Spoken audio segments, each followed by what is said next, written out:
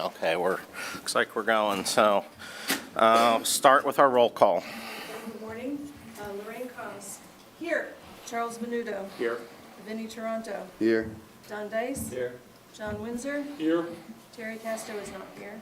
Bobby Putnam will be late. Laura Lee. Here. Stephanie Ely. Here. Kimberly Newton is not here. Todd Swingle. Here. Kurt Smith.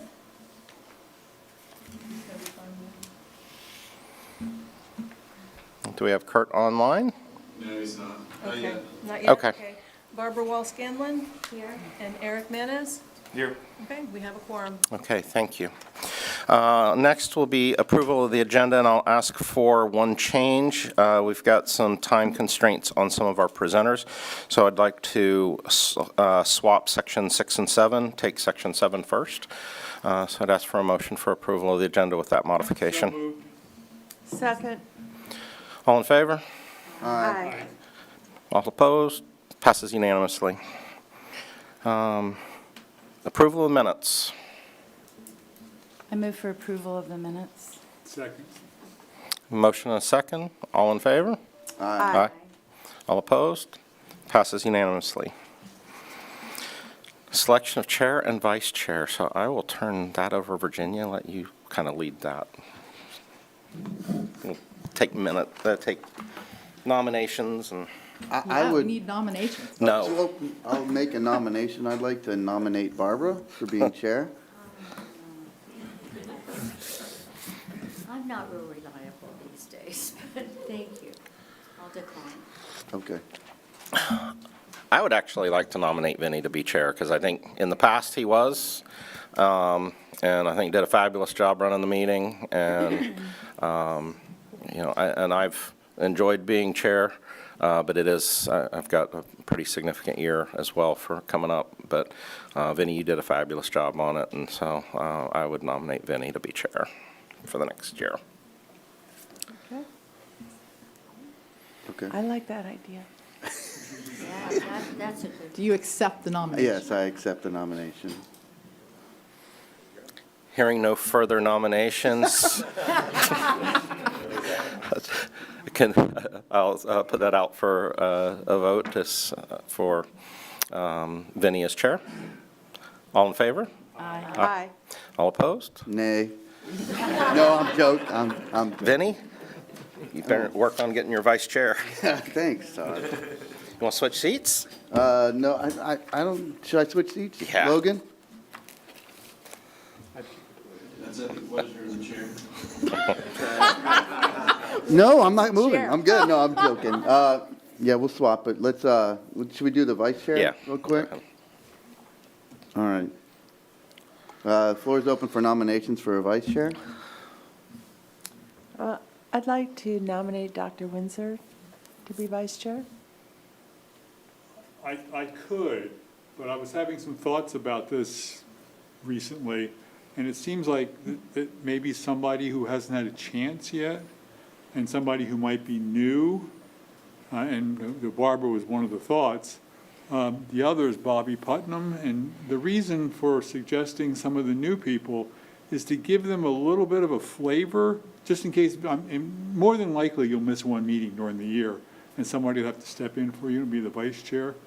And so, if he doesn't want to do it, I would do it, but, and Barbara already said she didn't want to be chair, so I assume you don't want to be vice chair? Well, try it. I would probably do vice chair. Oh, I okay. just- Would that be, my then I'll schedule's nominate crazy, but- Barbara since she's here, okay? Okay, we have a And nomination. I appreciate Lori, but we need to get some of the new folks, get a chance to get some, get some comfort with it. All right, so there's a nomination for Barbara. Is there any other nominations? Okay, with no other nominations, we'll close the floor on the nominations and we'll take a vote. All those in favor of Barbara being vice chair, say aye. Aye. Any opposed? I'll take it. You didn't want to, I paused there to give you a second, Barbara. All right, thank you. All right, why don't we, I'll hold here, just the timer is the only thing, but we'll wait for public comment. Okay. All right, so then let's go through, first off, thank you, everybody. I do take this serious, and I am humbled by the selection, so thank you. And I think our county is so lucky to have this committee, Virginia, and the rest of the staff. So thank you all for all your time. All right, so we'll go ahead and go to the progress and fiscal reports. Virginia. We switched it. We've already done minutes, but we switched Oh, I'm sorry, those that's right. agendas, so 6 we're and moving 7. to other I'm sorry. reports. Yes, sir, that's correct. Thank you. All right, see, I'm already messing up. I'll get back on the horse. Got to get back in the I swing. know. Okay, other reports and special presentations, so we'll go with lessons learned from pond watchers. Dr. Ernesto Lasso de la Vega, and Water Quality Laboratory Manager and Founder and Director of Pond Watch, Lee County Hyacinth Control District. Wow, lots of tricky words there. Right, so he is online. We have a pre-recorded, yay. He was generous enough to, he's down in Lee County, and he's got EPA touring his facilities today, so he couldn't be with us, but he pre-recorded a presentation for us, and he is going to try to be available for some Q&A afterwards. Great. All right, and Logan from behind the curtain will magically make this happen. Do your magic, Logan. Hi, my name is Ernesto Lasso de la Vega. I'm the coordinator for Pond Watch here at the Lee County Hyacinth Control District in Fort Myers. We have this program that has started 1993. This is like 30 years of service to communities and homeowners associations that will have stormwater ponds. And what we're trying to do here is educate the communities about the condition of the pond, understanding the dynamics throughout the year, and help the residents to the best management practices to benefit the overall conditions of the pond. We have the activities actually gets the homeowners, the residents, involved by bringing samples to our lab and run it every month throughout the whole year. Once we get that information, they can able to see more the objectiveness of having nutrient analysis, and this is what we provide, is the nutrient analysis in the laboratory that we have here. This program, it affects a lot of stormwater ponds. As you can see, we are surrounded, we have so much development, and each one of those homeowner residents communities have a stormwater pond, and their activities around these ponds end up in the water and eventually goes into public waters. So the process of filtration, the process of holding the water, all that is engineered in order to alleviate the stress that this development takes upon the natural systems. So some of the lessons that we have learned in Pond Watch, we first started a long time ago doing aeration, setting up some aerators and testing to see if they're effectively mixing the waters in the pond. Also, we compare aerators with fountains because that was a big information that the homeowners need to know, the comparison between fountains and aerators. We also have the benefits of littoral plants, which is a fantastic way to reduce the amount of nutrients in the pond. Plus, they provide a habitat for fish and for birds, which is enhance the quality of the pond in general. And more important than anything, littoral plants will be protecting the shoreline from erosion, which is a lot of money. When you're talking money, that's when the homeowners are really interested on. The last thing I want to bring as a lesson that we have learned is the fertilizer effect that it has on the stormwater ponds. In 2008, the Lee County passed an ordinance where they restrict the amount of fertilizers. The time in the year that you apply the fertilizer, between June and September 30th, you are not allowed to apply fertilizers around the pond. And the reason is because those are the rainy season, and then you have a water runoff that brings the nutrients into your pond. With that in mind, there was also the type of fertilizer and the quantity of fertilizers that are being used. Well, in 2008, we had already the program established, so we took 4 years before and 4 years after, and we compared for most of these similar pond conditions, and we did a statistical analysis, and we found there was a difference on the amount of nutrients going into the 4 years before the fertilizer ordinance and the years after the fertilizer ordinance. We made a paper and published this, and we have been there. Several other counties have been using this paper as a proof that this fertilizer ordinance indeed works. And we're very proud to have the data from citizens and this collected the samples throughout the years, and we're able to see this kind of effects. Other benefits from this is they give you an opportunity for homeowners to do testings for different type of applications. If they want to do a alum treatment or any kind of treatment, we can do a before and after, because we have the opportunity to do water quality analysis and then find out if their management was effective or not. Other things that they have learned is like putting aerators, or to see any type of differences between before and after their management. The greatest thing about it is having a water quality lab, which is very expensive to run the analysis. Well, we provide that service free of charge. And because of this instrument that I have, it's an automatic analyzer. I'm able to run 150 samples in every month. Because of that, we are able to provide that service of the analysis of water, which makes a big difference between objective numbers versus just a qualitative appreciation of the pond. Yeah, the pond looks good, maybe not, or maybe it looks bad. But then having the numbers to determine the phosphorus and the nitrogen and the chlorophyll, those are very important numbers to do these evaluations. I highly encourage to having this program in other places, because again, this is the support that homeowners need to know what their actions can be affecting their pond, and by having some kind of advice and immediate evidence of their actions, that's a very, very useful information for homeowners.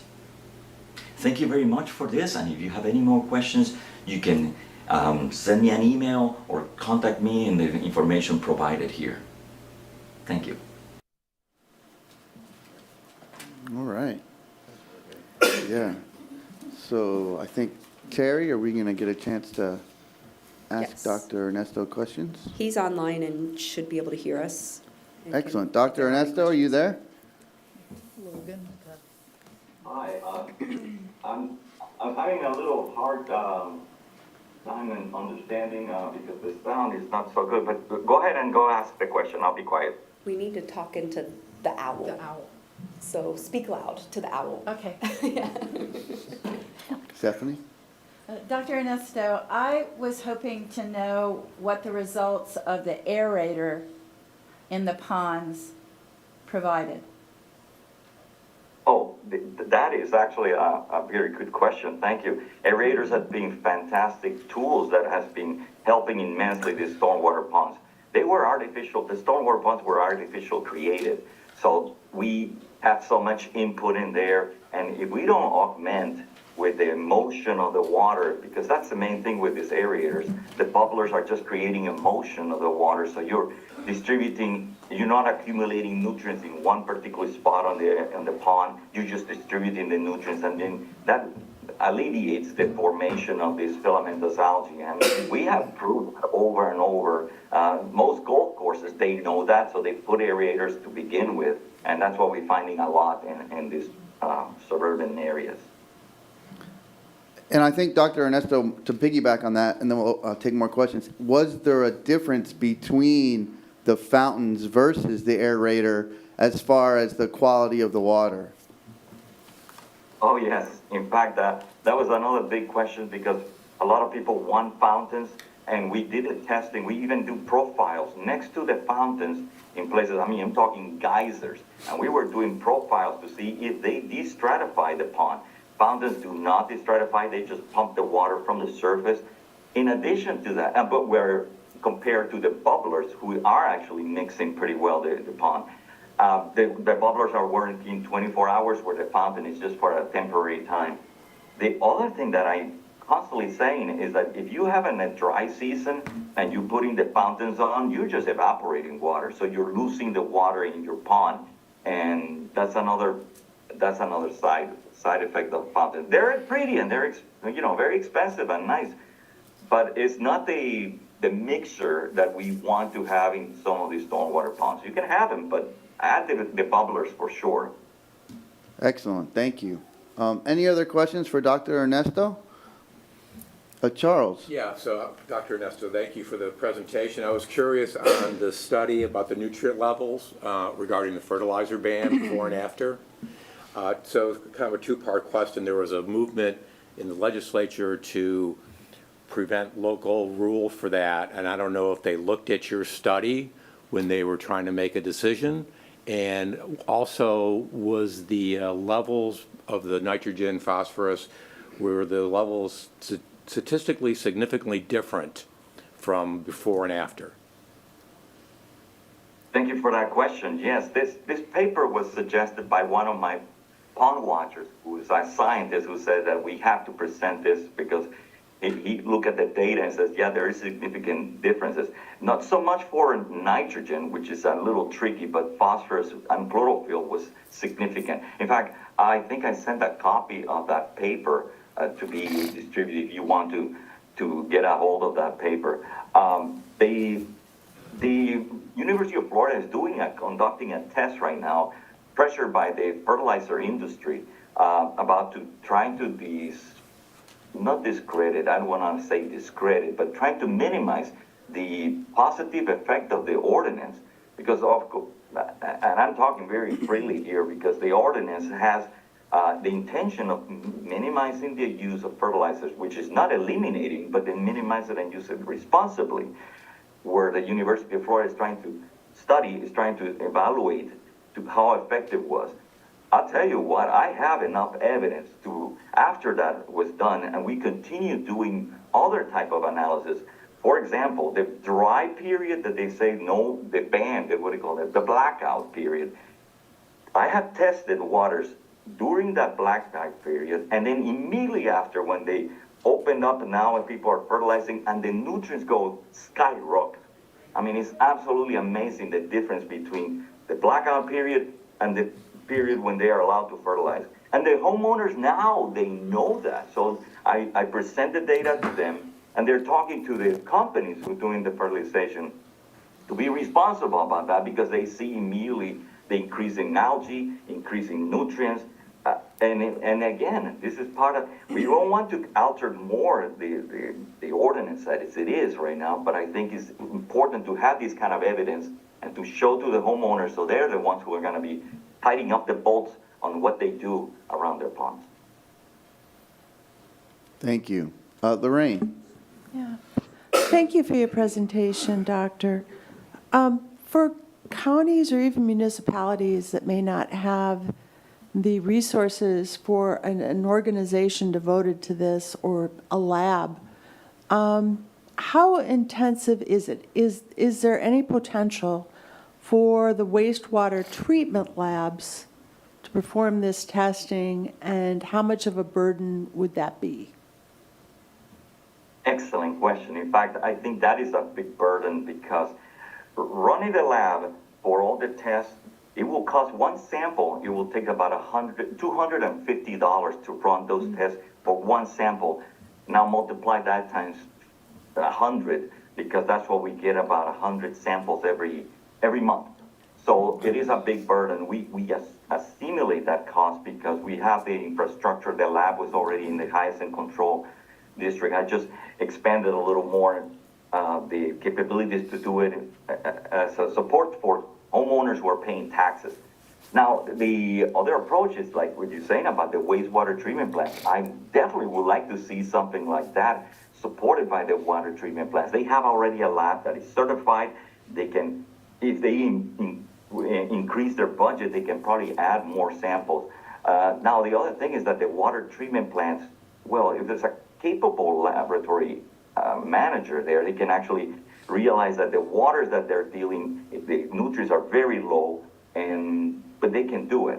One last alternative I'm thinking, because I have some homeowners who are already retired chemists, and they have in their garage a spectrophotometer. They do the analysis there, and then but of course they cannot do it for all the ponds, but then individually they can do it. But it's not the most advised because it's complicated. It's to set up a lab in the garage. I'm not advising that, but some people are doing that. The schools are the students, professors or teachers who are teaching chemistry. They can probably help immensely on this because they already have a lab. If they have a little bit of the knowledge about what are the nutrients and how to determine those analysis with simple tools like a kit from aquariums. Those kits are not bad. You can develop colors and you can use the spectrophotometers to use these colors to determine the specific numbers. And then again, helping a teacher can actually help communities or even students to do this kind of a monitoring. I'm sorry, I'm just blabbing here. Thank you. All right. Yes, thank you, Dr. Ernesto. Go ahead, Laura Lee. Yeah, you just covered my question. So are you actually working with any educational institutions, or is that a pipe dream for right now? Here in Lee County, we're proposing to the school board to have this, adding a curriculum component to do analysis on their stormwater ponds. Every school has a stormwater pond, and if they can teach the students about how to sample, what to analyze, and what is the meaning of that, that will be an excellent tool for to add into that science class. Okay. Any other questions? Oh, Todd, yes. Just a comment, we had Cocoa Beach here last week with their whole effort, and it might be something that there's some opportunity there, and even where they can be cost effective, but if, like Cocoa or someone's wanting to do this, and it could even provide some funding assistance for them on their program, so maybe some decent synergies there.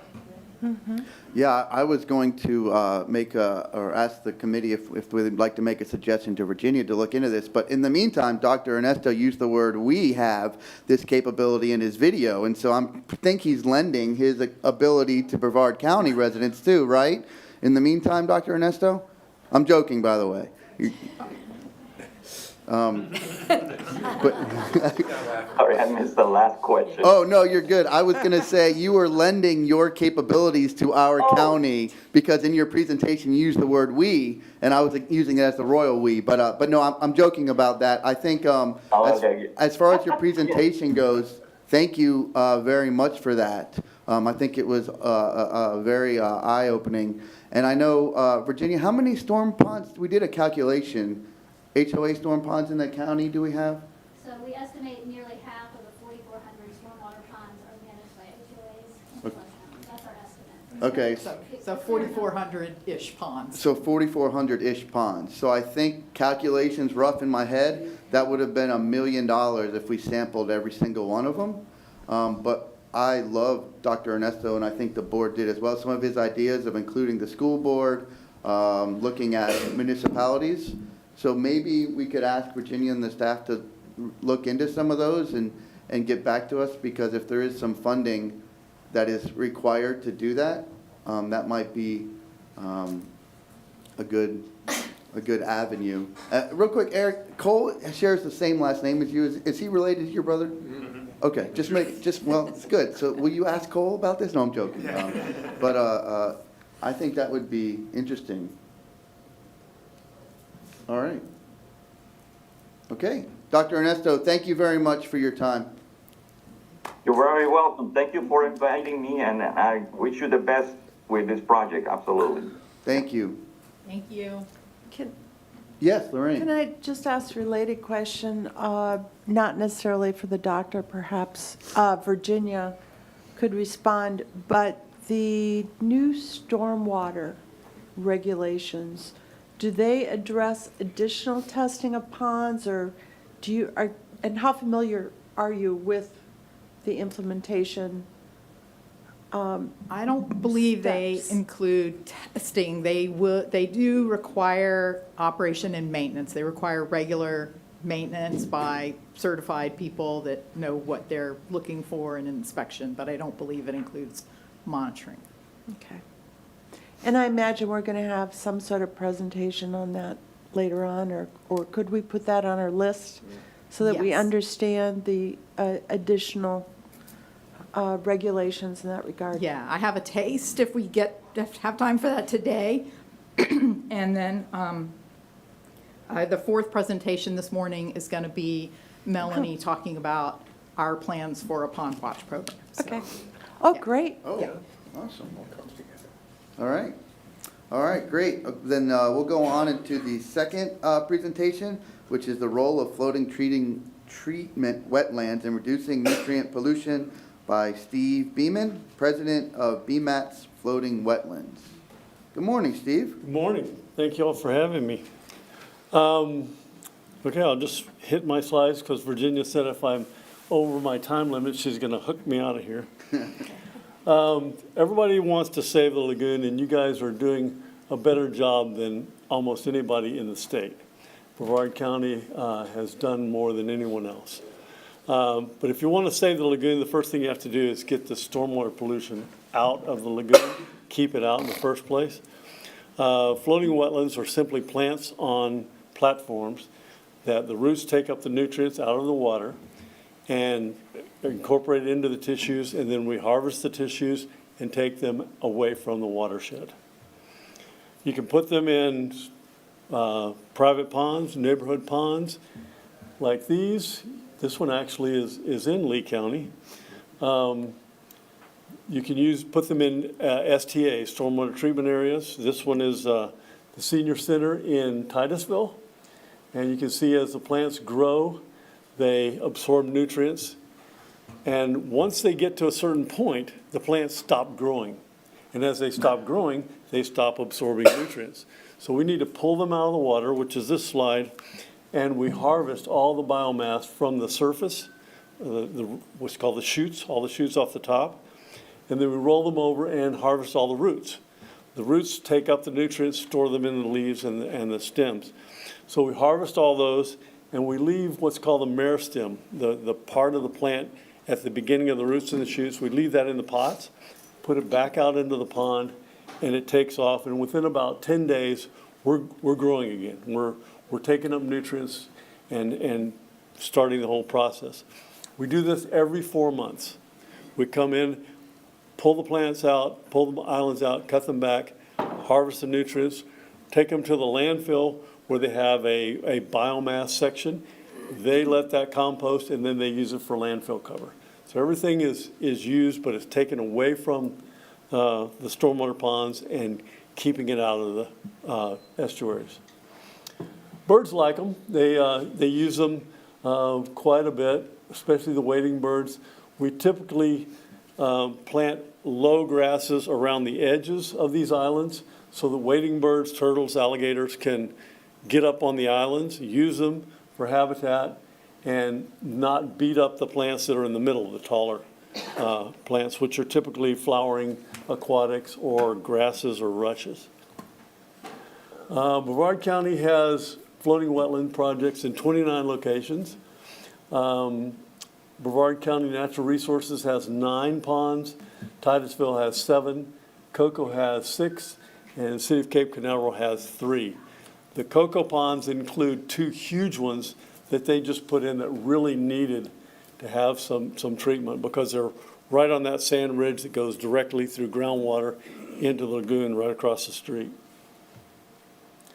I'll run through some of the Brevard County Natural Resources ponds. This is the first one. This is on Merritt Island. It's the Florida Boulevard Pond. This was we did this before you guys passed your rules, and it was kind of a test to see how it would do. It's been in about 10 years, taken out about a ton of nitrogen, about 275 pounds of phosphorus from the water during that 10 years. This is what the islands look like after a recent cutback, and then they grow up again, and by the end of the 4 months, we come in and clean them out again. This is Flounder Creek Pond up in Scottsmore, and you can see it's surrounded by pasture land. But you think, well, it's in a pasture. Why would you put a pond there, or why would you worry about that? Well, Harvey Harper, in his paper in 2011, identified pasture land as actually the #1 contributor of nitrogen and phosphorus to stormwater. So pasture, and we can see that in this site. As soon as we cut these back, they're growing within minutes, it seems like. And then they grow in pretty quickly. So we have our hands full on this project. This is Huntington Avenue. Sorry for the quality of that slide. But it's a saltwater pond.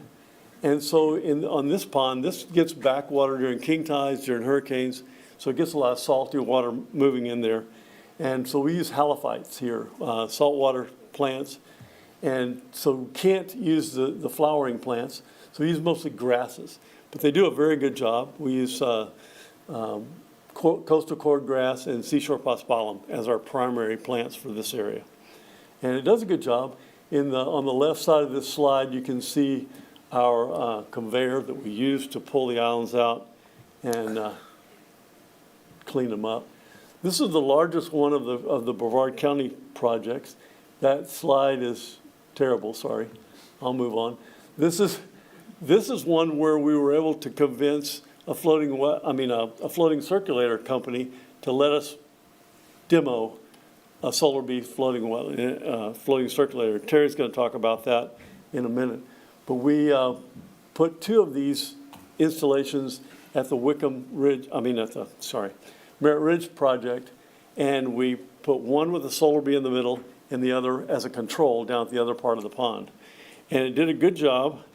The alligators liked it. They moved in pretty quickly. There are some large lizards in this pond.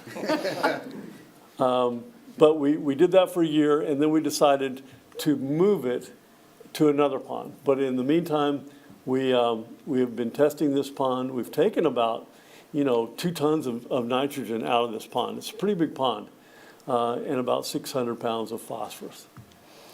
But after we moved the solar bee, we broke the islands up and spread them around so we could get better coverage in the pond.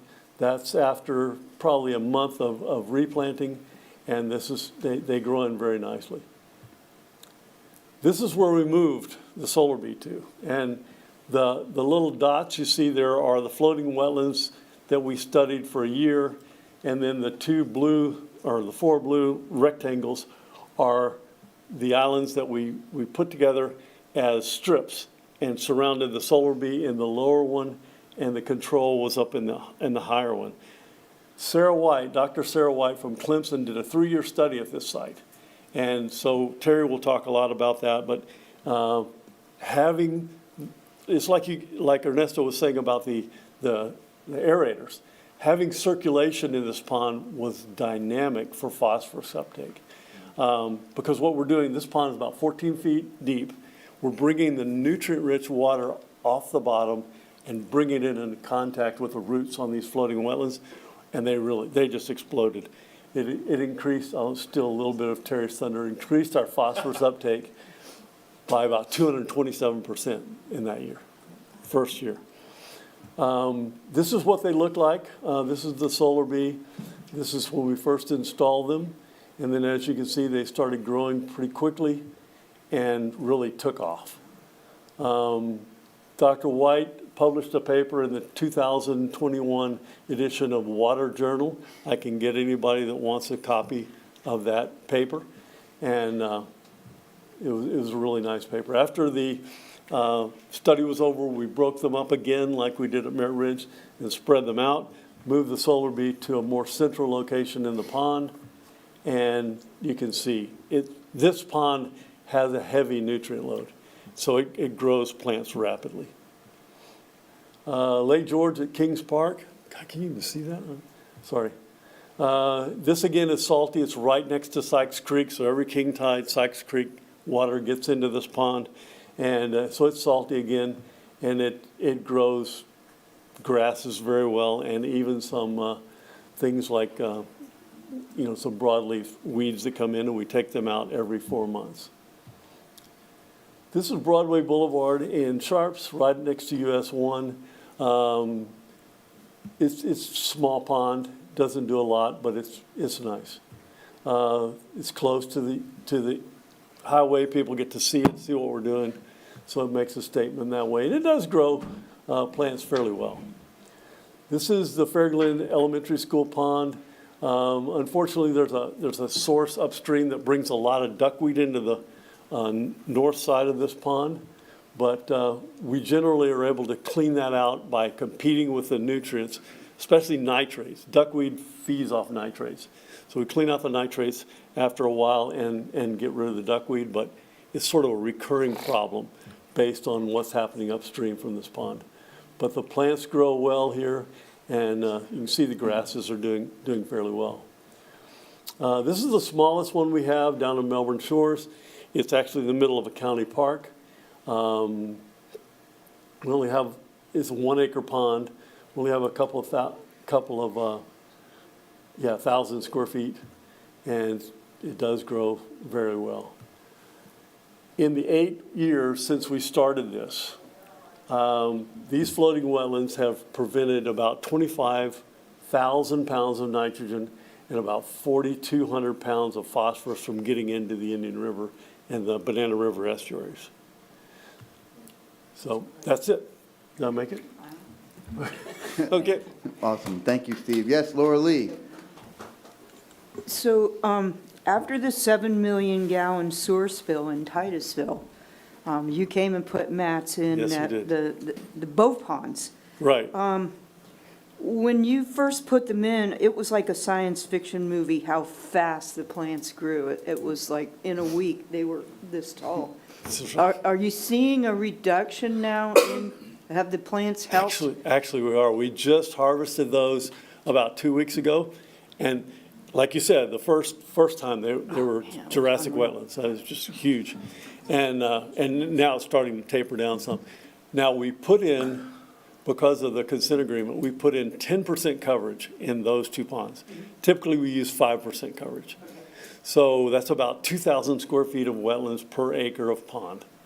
So now that we have 10% and we're starting to see a decrease in the amount of uptake, we'll probably go somewhere else with half of those to a different pond in Titusville. How often do you,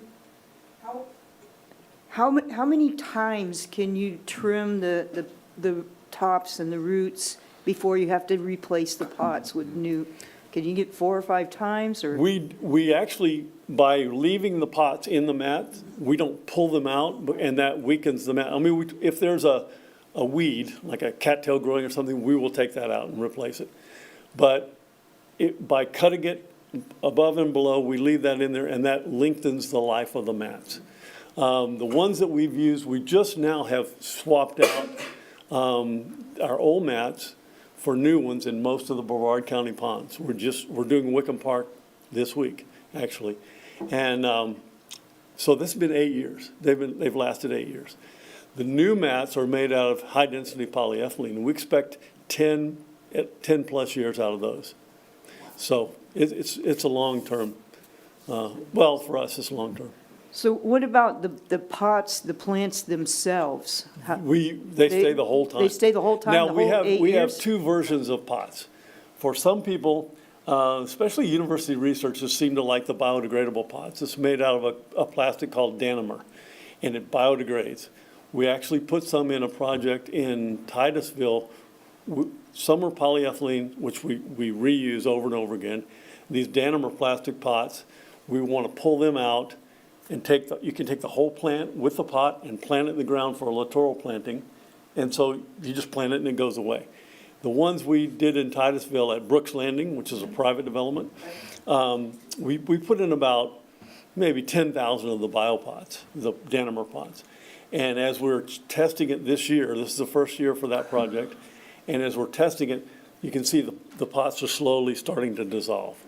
And so by the time we get to the end of this year, we'll pull those out and reuse those plants on the shoreline. And then we'll replace them with polypots, because we really like the idea of not having to pull them out. We like reusing the polypots. And they'll last as long as the mats. So we really won't change anything out for the length of the islands, except in the cases where we do get some primrose willow and willow and things like that we've got to get out, because number one, they take over the island and they do a terrible job of nutrient uptake. So they're competing with our plants that are doing the work. So we take them out and replace them with good plants. So every 4 months, we're doing that. We started out doing just annual harvests. And doing that, we pull the plant out and put in new plants. What we found is that these plants are growing so fast that by 6 months, they've stopped growing. And so over the second half of the year, we're not getting any work out of them. They're not taking up any nutrients. So we decided, let's just start trimming them. We actually worked that out at Wickham Park when we were doing Sarah White's study. And said, wow, this worked pretty good. You know, this is giving us good numbers. And so we started doing that, and now we've converted all of them all over the state to doing that. We're actually converting one in Baltimore, Maryland to doing that, and that's a pain because we got to drive up to Baltimore and cut it. Thank you. Lorraine? Yeah, I was just going to, you kind of answered my question because you had said earlier that do maintenance every 4 months. Mm-hmm. But when you put in, if you have a pond that's nutrient rich, when you do that initial planting, you have such a big result. So do you do the maintenance? I'm from Cocoa. Do you do the maintenance when it's needed, or do you stick to just that 4 months, or does that 4 months kind of cover We try to it? stick to 4 months. To your point, we have a nursery in New Smyrna Beach. We grow native plants, and we fertilize. I mean, it's a 2-acre pond, and if we don't have floating wetlands in it, it becomes, you know, full of hydrilla, duckweed, coontail, every nuisance plant you can imagine. Birds are walking across it. So when we take all that material out and replace it with floating wetlands, we actually have to harvest every 2 months because we are an active, you know, nursery. So we're fertilizing and we're loading more than most people would. But we contain all of our water on site, don't let anything go. So it's incumbent upon us to clean it up the best we can. So to your point, it might be necessary to do that in a pond like Fisk that we just did. Fisk has actually got the distinction now of being our biggest project. The Bracco ponds. Well, the Bracco pond is the second. Okay. But the Fisk, there's a Fisk pond and a Bracco pond. Okay. Fisk has 48,000 square feet of floating wetlands. That's over an acre. The biggest one to that, before that, was in Fort Pierce at the Indian Hills Recreation Area, which had 42,000 square feet. And the engineer in Vero Beach is mad at me because I actually put in a bigger one. So Cocoa's ahead right now. Okay. And you've been doing this in Brevard County how long? Oh, from the beginning. We started, we got our patent in 2009. Okay. And so we started doing little test plots all over the place, and Brevard County was our first one. Okay. All right. I'll just, you know, obviously, he continues to study and work with universities and, you know, change it up, always making improvements. So he's just been a delight to work with over the years. Thank you. We're actually working with East Carolina University now in Greenville, North Carolina, at a wastewater plant. They're trying to see, University of Florida did a study with our floating wetlands to see if they could take out pharmaceuticals out of wastewater, which is, nobody's been able to do that. So they came up with a canna plant they liked, which is just an ornamental canna you see growing in people's yards. It does a really good job of taking out like estrogen, all the things that come through wastewater that they can't remove before it goes back into the river. Wow. So these people at ECU, and they're working with Virginia Tech as well, they're trying to use floating wetlands to take out coliform bacteria, nitrogen, phosphorus, pharmaceuticals, all kinds of heavy metals. They're trying to use these things as a big part of their treatment. So we'll find out what happens with that. Great. Hold on. Todd, then Charles, then Laura Lee. Go ahead, Todd. Yeah, just a quick question on cost. Do you have an estimate on what your kind of total loaded cost per pound removed is that factors in both your operating costs and your amortized capital? Or? It's very variable. Sure. Again, because like the pond in Titusville, it would be pennies because we're taking out a whole lot, but per square foot. But in some of the like Broadway pond, It just doesn't take up much because there's not much there to start with. So we're cleaning the water, but there's really not a lot to take out. So it totally depends on the load. But do you have an average? I mean, I think it's probably down in the like $50 to $60 per pound of nitrogen and phosphorus. and that factors in the original capital investment, or is that your operating cost? That's operating.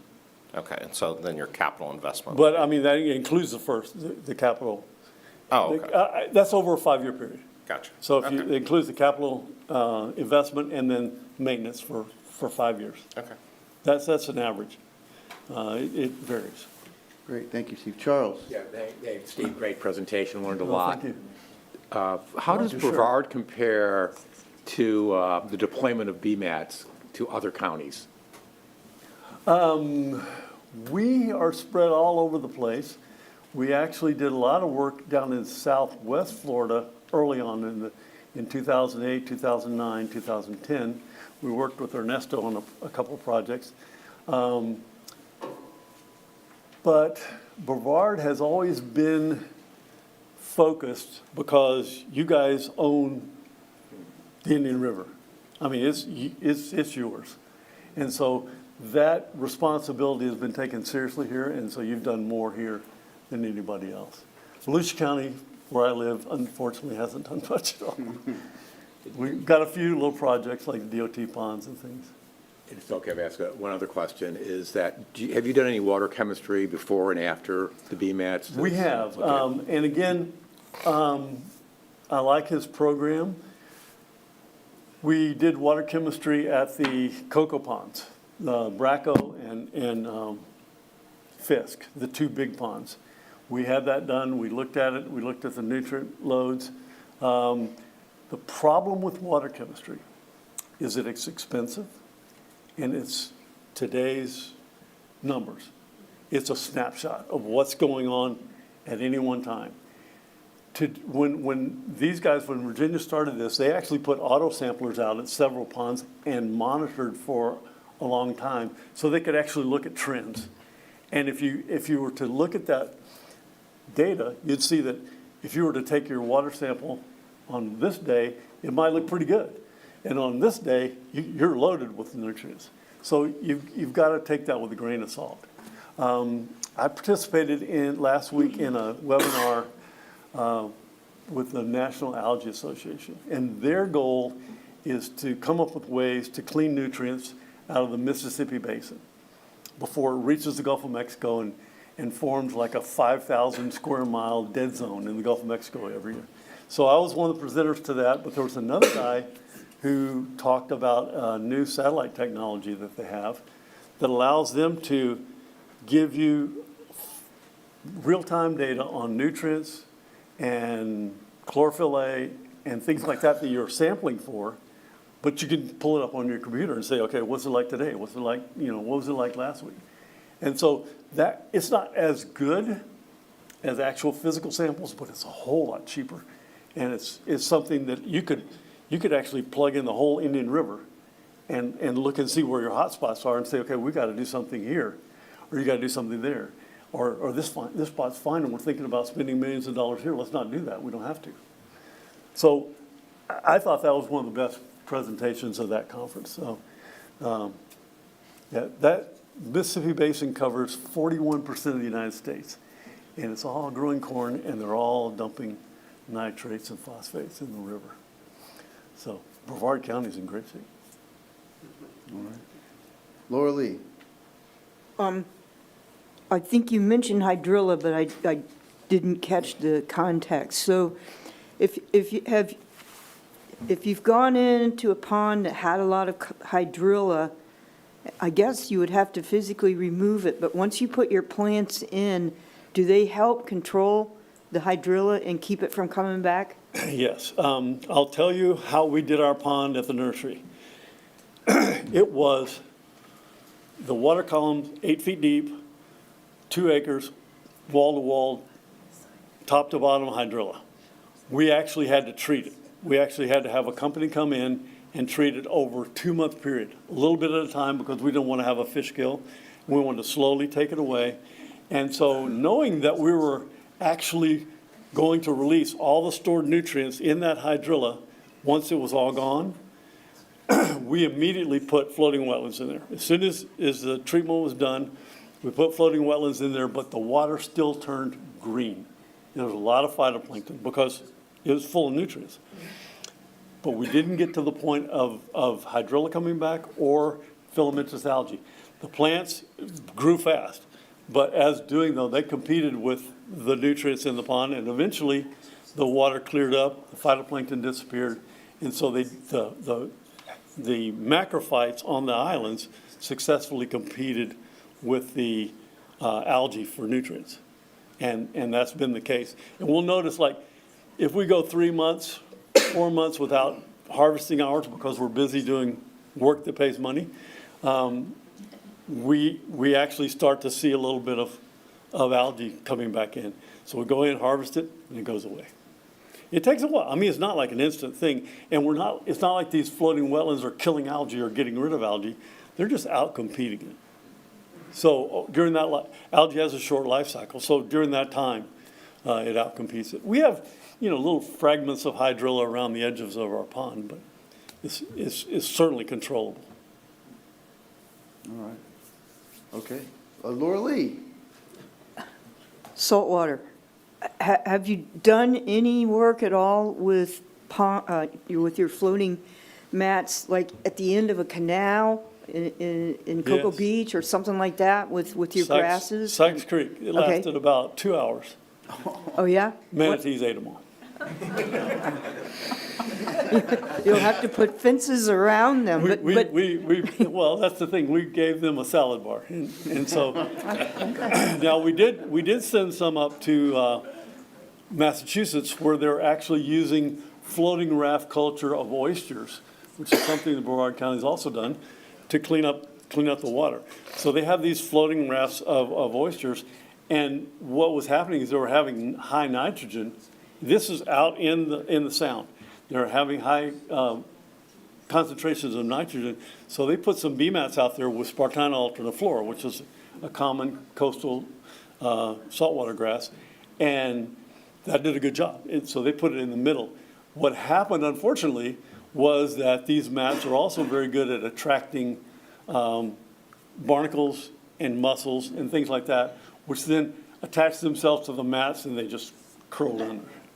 I mean, they got too heavy. This is only a 1/2 inch thick foam mat. It'll float an alligator. It'll float you if you're laying on it, not if you're standing on it. But after a while, if you load it up with bivalves, it starts to go down. Bobby. What about freshwater canals? Like anything that doesn't have prolific manatees is fine. Yeah. But have you tried them in there, or? Yes, we did. We did an experiment with the Melbourne-Tillman Drainage District. They have a good program where they actually are capturing all of the plants coming down out of the ag fields. What happens is the nutrients are coming out of the ag fields, so they grow water lettuce and all kinds of nasty weeds that you don't want. And instead of letting those go through all the way to the lagoon, they capture them with a tough boom, and then they scoop them out and put them up on the shoreline. I tried to convince them that they need to take them from the shoreline to the landfill because they're just going to end up going back in, but they didn't do that. But in doing that, I said, well, if we could put floating wetlands on the back of this tough boom, we could test that. And so we did. They allowed us to do that, and we had really good nutrient uptake. Now, this is upstream of the control structure. So it is freshwater, and it's protected from manatees. So they did well. And then we made a proposal to them to actually, if you could think of a straight bank canal, put serpentine-looking bee mats so that you could move a boat through there, and it looked like a meandering stream. We actually did a project like this down in Jupiter in the 70s, where we actually, these were actually islands. It was a serpentine canal made out of a straight line bank.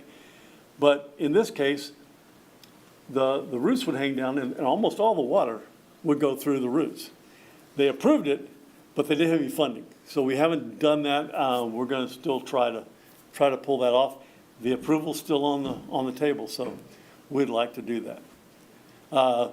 There's a study by DEP that says there are 2,100 miles of canals from here south that flow into estuaries, unchecked. Wow. I mean, they're checked in that they have, dams, salinity dams and control structures, but the people who run these canals are generally water control districts, not water management districts, not counties, not the state. And a lot of these water control districts are actually privately owned. And so getting permission to put something that floats and may break loose in a hurricane and foul up the gates of the control structure is really hard. They don't want to talk to you. So that's where we are with that. I would like to see someday, the C-23 canal down in Stewart has high phosphorus levels, according to that SCI's report. And the C-103 canal down in Homestead it's got off the chart nitrate numbers. And I think what happens there is it goes right past one of their wastewater plants, and I think there's got to be some discharge or leakage from that plant. But we propose having them, putting floating wetlands in there, and so far, there's no funding for that. Bobby? Was that the C-54 canal you talked? I haven't done anything with C-54, although I don't know which one that is. It's on the county line, basically.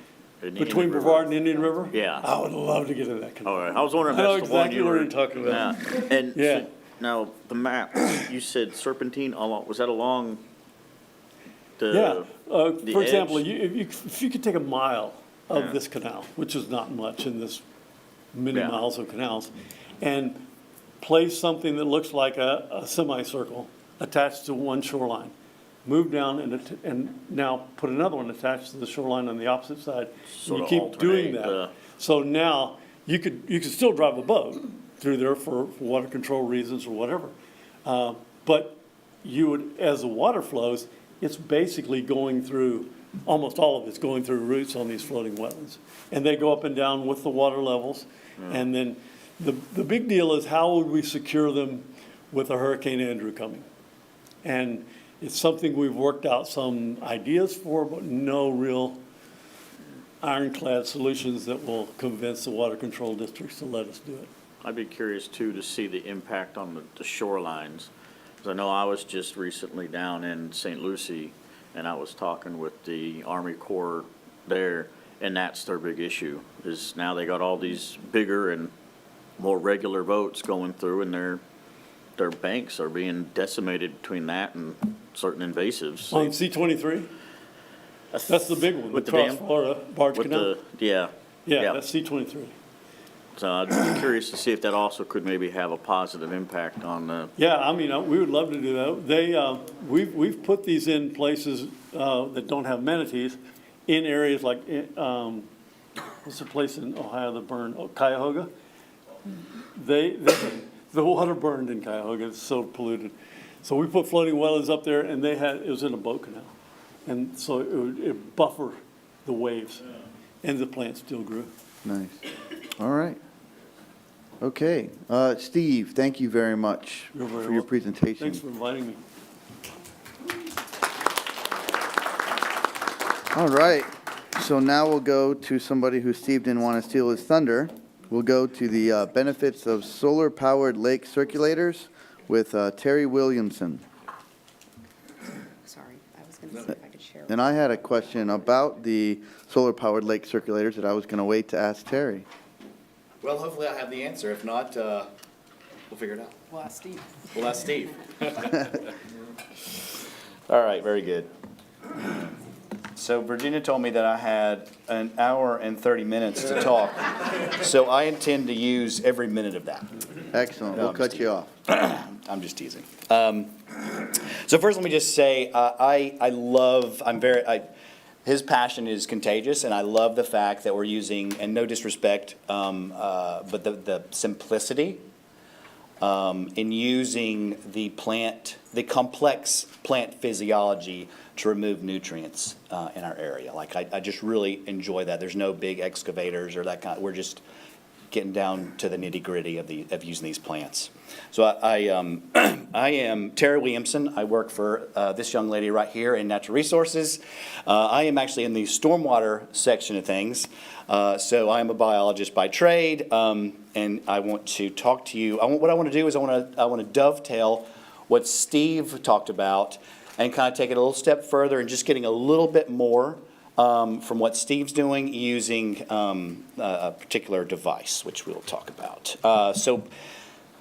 The flow of this presentation is going to be a little different, a little awkward, because that's how things kind of typically run. So we had BMATs in Merritt Ridge Pond, and they'd been there for, I don't know, for a year or so, and then someone said, hey, let's do a pilot study. Well, of course we will. Someone came and said, we want to put in a solar-powered long-distance circulator and see if we can enhance the floating vegetative islands in that pond. It's called a Solar Bee. Merritt Ridge Pond was perfect in the fact that its depth was at right around 15 feet, and we found that to be more appropriate for this device. And this also was previously our alum plant pond back in the day. So we figured there was some locked up phosphorus down there on the bottom that maybe we could get rid of. All right. So what we did is, Steve Rowley, this is Steve's design. Basically we put the Solar Bee out there and surrounded it with floating vegetative islands that Steve designed this and planted this. And we had that on one end, or one side of the pond, and then the other side we had the control. Same configuration, same number of plants, but no Solar Bee. And these are the plants. For almost 42,000 plants total were planted. And it looked something like this on the bottom left-hand corner with the Solar Bee. And again, there was, at the north end, was the same configuration minus the Solar Bee. A year later, we went to harvest those, or Steve went to harvest those, and what we found is that the design surrounding the Solar Bee actually had 30% more biomass, which was 2.3 times more nitrogen sequestering, and 3 times that of phosphorus. All right, so that's pretty exciting, right? It's pretty exciting stuff. So that means it's working. The numbers that we removed right there, the red numbers are the ones I wanted you to kind of focus on. So the top numbers with the Solar Bee, and then the middle one is the control, and then of course the totals, all right? So Heather just asked me just now, what is a Solar Bee? Well, I'm glad you asked, Heather. So the Solar Bee is actually, it's an outfit out of, is it South Dakota? South Dakota? I think so. One of the Dakotas. So anyway, so they produce, it's XM Water Care, are the manufacturers, and the one we have is the SB 10,000 DMV20. Is the one we have. It's the one pictured here in the top. It's designed to circulate large volumes of water. It is not an aerator. It's not an aerator. We're not adding air to the water column at all. Okay, it's doing about 10,000 gallons per minute. It has a updraft, low head, high volume pump, which actually is kind of nice because it's just a straight, so there's no gearbox. So for those engineers in there, so there's less moving parts, which keeps maintenance down. It adjusts to varying water levels. So on the top configuration, if you see it, it has chains that come down, and you can adjust those chains to where you want it in the water column. So for like Merritt Ridge, 15-foot water or deep pond, we're going to bring it just above that because we want to circulate from the bottom up, right? It is solar powered and has and then has a battery power for night, so it's constantly circulating, constantly moving. It has the 316 stainless steel, so which is kind of nice for those more brackish applications. Merritt Ridge can get a little salty, I think, at times. And then there's no gearbox, And this thing has a 25-year lifespan, according to the manufacturer. We've had ours almost 25 years, not quite.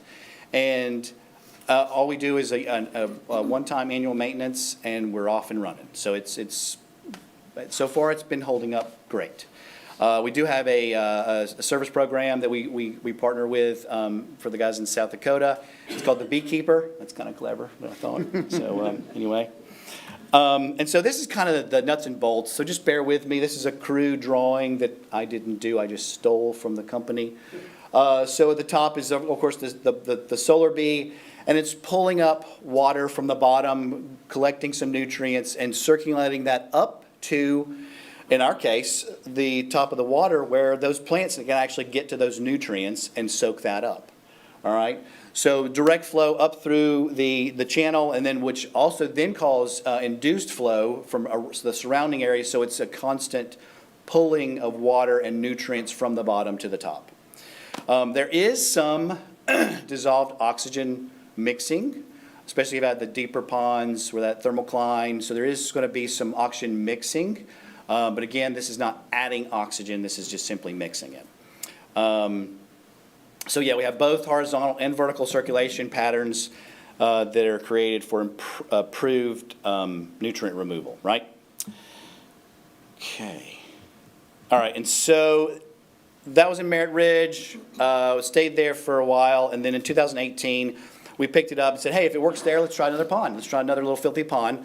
So we took it over to Wickham Park Pond, and that's a 4.4 acre pond. It services just over almost 2,700 acres of drainage. It flows directly into Horse Creek, which of course leads to the lagoon.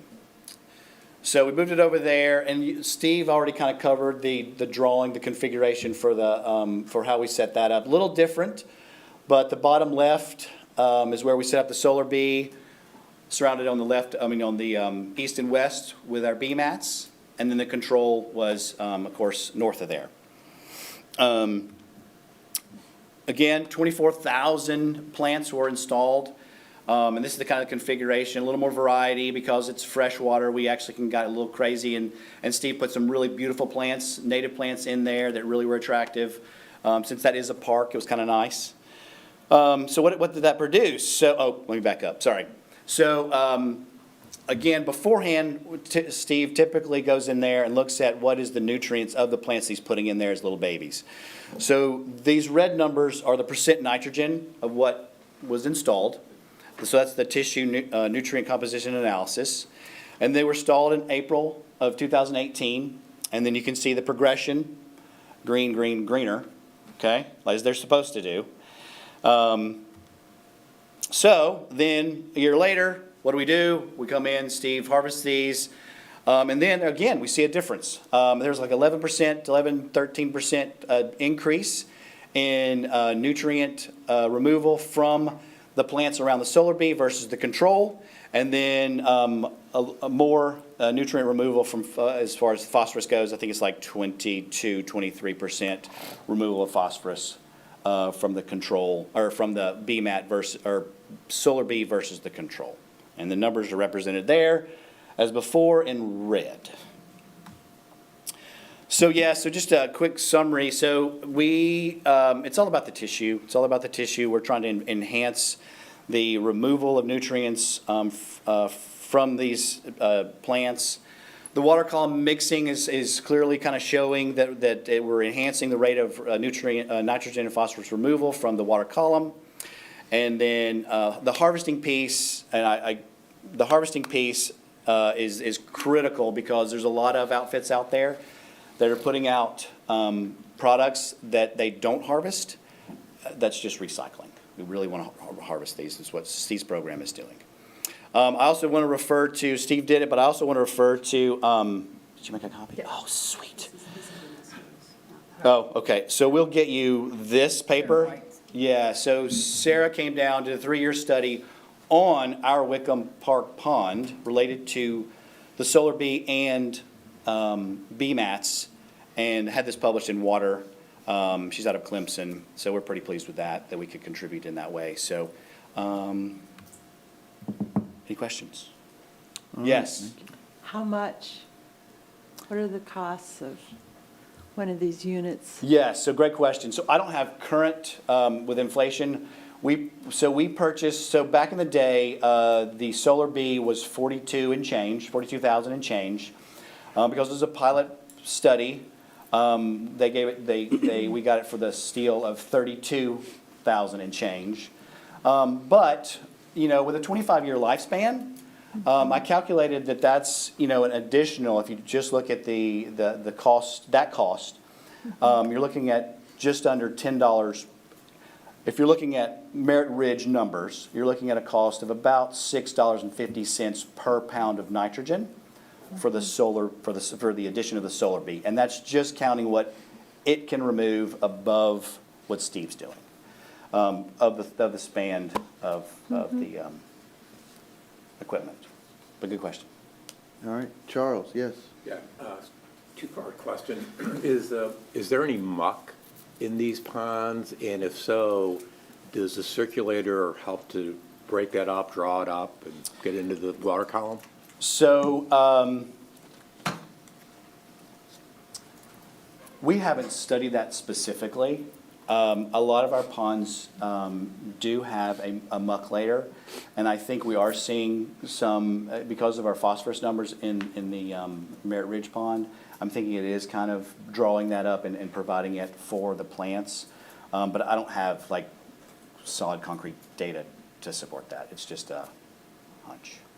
But there's a huge sediment supply going into the Wickham Park pond that we've had to Yeah. take the track hoe out there multiple times to clear out. Okay, any other questions for Terry? Okay, I've got one on it was just on the trend. So the Solar Bee, definitely the water circulation is increasing the uptake. Mm-hmm. But is that due to the legacy that's in the pond?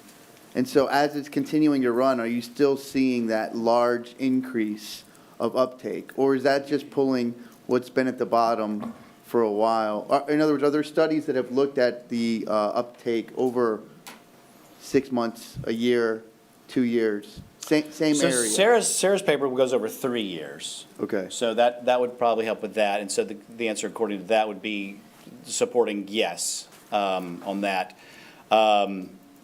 Steve, do you know of any? We send Terry a report every. Steve, would you come to the mic? I'm sorry, just for those at home, because I think it's, thank you. We send Terry a report every 4 months with an annual summary each year. And so the phosphorus numbers are still remain high. Okay. So likely, yes, there was a muck layer down there because, as Virginia said, the sediment coming into the forebay off of Parkway Drive is substantial. And so they've had to go in and actually take that out with a track hoe just to keep water flowing. And the forebay is not part of this pond, it's before it. And it's constantly full of water lettuce and other weeds. So that has been harvested by the county's weed harvesting crew. But yes, the numbers for phosphorus they're higher than anywhere else we see.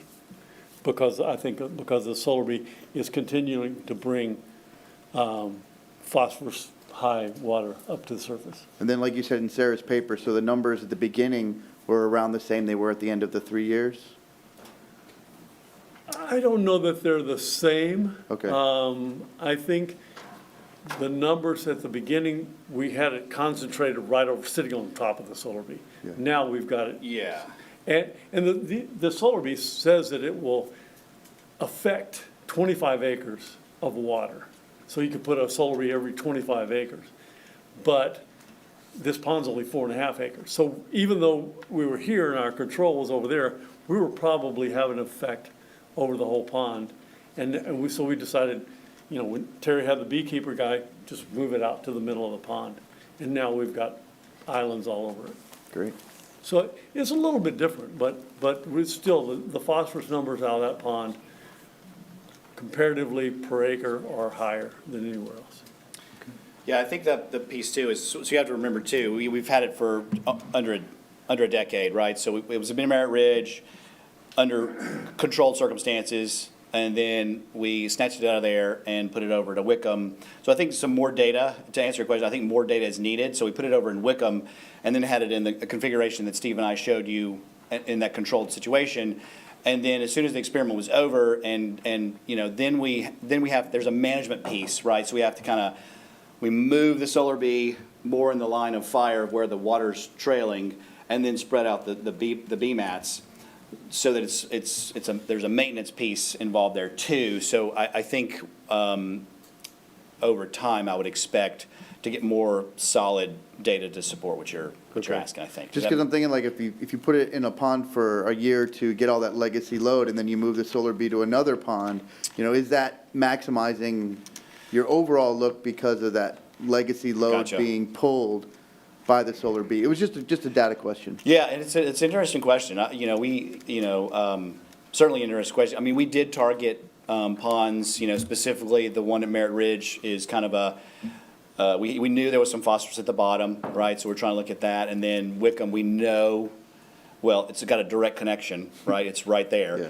And we know there's a lot of stuff coming in there. So we knew we had nutrients to work with. Yeah. So, yeah. Okay, great. Okay. Terry, thank you very much. Absolutely. Thanks. All right, so now we'll go to item D, which is engaging homeowners associations as citizen scientists to improve stormwater pond management, from Melanie Howarder. Good morning, everybody, and I think Dr. Ernesto is still on the call, so I want to say hello to him and wave. I've had a lot of phone conversations with him, and I think I'm happy that everyone got to meet him today as well. You can see he's just a wonderful human being and has so much expertise.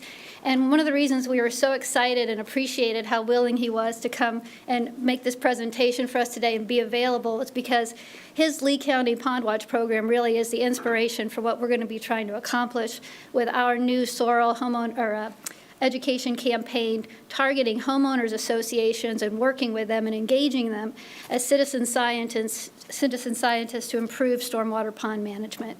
So thank you, Dr. Ernesto. We've had a lot of great phone conversations, and I'm hoping to make a visit down there if it's okay with him and kind of see his pond watchers in action as well. So today I'm going to be talking to you about giving you a general overview of what we're hoping to accomplish with our program here. Again, we're very excited. The plan is to develop it as a pilot program and then hopefully grow that in future years. I'll preface this with the fact that this program is still very much in development, but we're hoping to ramp that up, and we'll be kind of ironing out the details, again, benefiting from the expertise of Dr. Ernesto as well.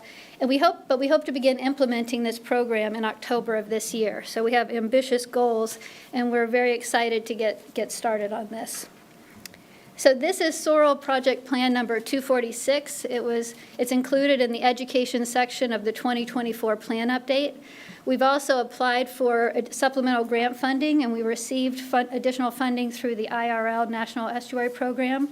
And we have a pending grant with the National Fish and Wildlife Foundation as well. So just to start with a little background about the need for this education campaign and to kind of focus you in on what we'll be mainly focusing on with our campaign. We're really focusing on stormwater pollution and that the contribution of nutrients from stormwater into the Indian River Lagoon. In Brevard County, approximately 35% of nutrient pollution reaching the lagoon each year is conveyed by stormwater. And so we know that when this stormwater runoff is high in nutrients like nitrogen and phosphorus, that helps to fuel algal blooms in the lagoon that contribute to poor water quality, which in turn negatively impacts seagrass and other marine life. So this education campaign will focus on increasing public awareness about stormwater pollution impacts to the lagoon, and also really engaging citizens in efforts to reduce the stormwater pollution in their neighborhoods, their neighborhood ponds, and improving the water that then makes its way to the lagoon. So there are many strategies for improving stormwater. This program will focus on wet detention ponds or stormwater ponds. And as Ernesto mentioned in his talk, these are ponds that are designed, engineered, and constructed to mimic natural wetlands and the ecosystem services they provide. holding water during extreme flood events to prevent freshwater discharges to other water bodies, and giving that stormwater extra time to filter out and filter out nutrients and sediments and improve water quality. Something that's often overlooked is that when these ponds are constructed, the expectation is they will be regularly maintained and managed over time to make sure that they're functioning optimally. We also know that implementing stormwater pond best management practices can make a real difference in reducing the stormwater pollution to that pond, taking some of the strain out of what it's trying to do to filter out those nutrients, and also best management practices related to improving the pond itself. So again, this is kind of the need and what our focus will be with this program. If we have an optimally sized, properly maintained stormwater pond, we have the potential to remove 35 to 40% of the nitrogen and up to 75% of the phosphorus, which that gives us tangible benefits to the lagoon. So a take-home message of this campaign is, that these well-managed stormwater ponds really will benefit the lagoon. And we know that on the other side of that, poor pond maintenance practices can really negatively impact the lagoon. Poor pond maintenance decreases nutrient removal rates, or even worse, releases nutrients downstream to water bodies. So again, that's kind of the impetus for this program. Now, as far as our target audience, we're really looking to target homeowners associations. That's the group we're going to be working with for this program. So we know that, and some people may not know, when a housing development is constructed, the responsibilities for managing those stormwater ponds passes from the developer to the homeowners association. And there was a question earlier about how many stormwater ponds in Brevard are managed by HOAs. And based on our estimates, and we'll hopefully maybe get a better estimate of this number as we continue to work on this project, but we believe that nearly half of the estimated 4,400 stormwater ponds in Brevard County are managed by HOAs. So that's a significant group of our citizens that have a big responsibility in improving stormwater. And so that's why we think this is a great group to target for this campaign. So the main goals, again, of this program will be to educate, train, and empower these HO volunteers to implement best management practices, improve their stormwater pond maintenance and management, and all the while we'll be reinforcing the idea that what these residents do in their backyard, in their neighborhoods, their neighborhood ponds, all of these positive actions that they take can have a very positive impact on the health of the lagoon. So we want to reinforce that connection as well. And again, we're hoping that this will start as a pilot program with a few HOAs. We're going to be selecting HOAs that are located within the IRL watershed, obviously, and that manage at least one stormwater pond. So this is our target group. I wanted to briefly give you an overview of kind of three main components or facets of our program. Obviously, the education component is critical for the success of this program. We'll be covering stormwater best management practices and reviewing with our HOAs all the different ways, all these little positive actions that they can take to reduce the stormwater pollution to their ponds and improve the maintenance and management of their ponds. I like the idea, I've done a lot of environmental education in the past, I really like the idea of hands-on activities and kind of activities that will help HOAs get to know their specific pond, because we know that each pond is specifically designed for that community. So, for example, there's a lot of wonderful educational resources out there. What you see on the screen is taken from a collaboration between UF IFAS Extension and Sarasota County. This is a buffer zone scorecard. So this is an activity you can take the volunteers out. They can score and evaluate different characteristics, in this case of the pond edge, perimeter of their pond, and it gives them a baseline to start thinking about their pond and having discussions about things that they might want to do to improve their pond. So it kind of will give them ownership of their stormwater pond. It's something they can be proud of.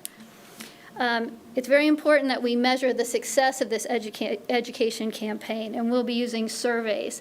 So currently there's a survey that's being developed, it's in the review phase, that will measure initial pre-existing knowledge, preconceptions, what people's thoughts are about stormwater pond management, what they know already. And then at the conclusion of what, this will be kind of a year-long pilot program, we'll have a post-survey to really try to quantify the educational outcomes and behavioral change that we've been able to get through this education campaign. These surveys will also be an invaluable tool as we try to look for what was successful and come up with, improve the program so that we can expand it to include additional HOAs. Now, the second part, this is probably, I think, one of the most exciting facets of this education campaign. And again, this is why we wanted to have Dr. Ernesto here today, because we really are going to be trying to emulate his successful Pond Watch program that he's had going now for nearly 30 years in Lee County. And so, again, we'll be working with him. Our volunteers will be also collecting monthly water quality samples. We're still trying to iron out the details. We have some estimates, and as was mentioned earlier, it is costly to run these analyses. But we will be collecting valuable water quality data regarding total nitrogen, total phosphorus, and chlorophyll A. And as Dr. Ernesto mentioned, we can all appreciate the value of having this water quality data to understand what's going on within these ponds, to identify trends and changes over time, evaluate the effectiveness of best management practices, and to quantify nutrient reductions in the ponds and eventually, understanding the impacts to the lagoon. Over time, in the long term, we hope to develop a long-term comprehensive stormwater pond database as well that will help to guide decision-making. And again, all of this information will also benefit our ability to help improve the Indian River Lagoon. So again, we're very thankful to have Dr. Ernesto on board with us to help us as we move forward with this program. Another successful water quality monitoring program in Florida that we're also pulling from, and I'd be remiss not to mention Florida Lake Watch, because I was a field technician with Lake Watch while I was a student at UF. So there's a lot of good resources through Lake Watch, and I'll be trying to pull from my experience with them as well to try to incorporate it as we move forward with this program. But again, and one other thing I want to mention, I think what's also really powerful is this citizen science component and the benefits to pursuing and achieving our educational objectives. When people are doing hands-on science, they gain so much from that. And the other thing that I think is exciting about this education campaign is we're going to be having this sustained interaction with these volunteers over time. So I look forward to us having these kind of long-term relationships. I know Dr. Ernesto could probably tell us he has volunteers that have been with him for many, many years, and developing these partnerships with the community, I think there's a lot of benefit there to forging these kind of relationships as well. And then the third major component, again, will be identifying best management practices that homeowners associations are willing to implement, small or large, to improve or reduce the amount of stormwater pollution coming to their ponds and improving the maintenance and management of the ponds. One thing that will be a little bit new with this campaign that hasn't been focused on, because we have a lot of other education programs that are focused on stormwater best management practices. This will be the first campaign to kind of look at the vegetated buffer and littoral zones. And Dr. Ernesto talked about the benefits of having these plants along the edge and in that littoral zone. They benefit the functioning of the pond by filtering sediment, helping to stabilize the bank and decrease erosion, allowing for additional nutrient removal. And he also mentioned how it does increase the aesthetic value and wildlife habitat value of the pond. So this is something where this will be a learning curve as we work with the HOAs to really see what their willingness is to look at some of the issues surrounding their vegetated buffer and the littoral zone. Some HOAs, may be interested in removing invasive species. Some may want to take a more active role in aquascaping their littoral zone and planting native emergent vegetation and floating vegetation like we see in the two photographs on the right. Some may be interested in installing floating islands. We've gotten to learn a lot about them today and the benefits for nutrient reduction there as well. So again, this will be an opportunity for us to really work with the HOAs and see what they're interested in trying to accomplish and trying to help them reach those goals. I wanted to point out the picture on the far left there shows a simple 10-foot wide low-maintenance buffer zone. And we know that even an action as simple as not mowing that immediate perimeter of the pond can remove about 25% of the total nitrogen and total phosphorus entering the pond. So again, this is going to be another major facet of this program as well. And I wanted to include this. This was a successful project completed by Brevard County Natural Resources Management with a group of dedicated volunteers shown in the middle picture there, where they did a littoral zone improvement planting project. And so again, I just want to emphasize, I think a real value of this program is the interactions and engagement we have with our citizen volunteers. And I look forward to coming back in a year and a half, and having pictures like Dr. Ernesto has of his volunteers and showing you some of the people and our fellow citizens that we can get engaged in similar projects with this campaign. I've alluded to the fact that our long-term goal here is to expand this program to include more HOAs. And we feel like now is the time to start developing this pilot program, because we can see all throughout Brevard housing developments popping up all over the place. And with these new developments will come new homeowners associations, new stormwater ponds, and a lot of new residents to Brevard as well. And so, I think it needs to be a constant focus of ours to reach out to our current residents and to a lot of these new folks coming in to help them appreciate the value of the Indian River Lagoon and how all of these actions we take in our neighborhoods can impact and benefit, make a positive impact on the lagoon as well.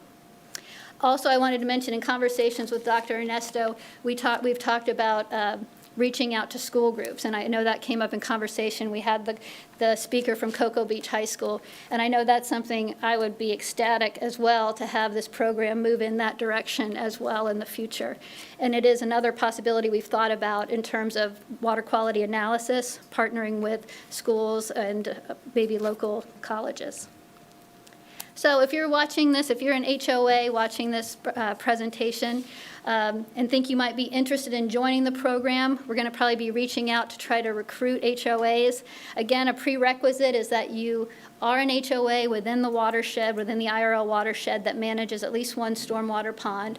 Some consideration, because this is a pilot program that you'll be kind of invested in for a while, we're hoping to attract HOAs that are really interested and enthusiastic about learning about stormwater pond management and BMPs and really getting dirty and implementing that, or getting involved in implementing them in their neighborhoods. And also there is a time commitment to being a part of this. So it would be great if you have an HOA where you have a dedicated group of volunteers that will be willing to commit volunteer hours to attending these trainings and workshops and participating in the monthly water quality sampling and maybe some pond maintenance work days.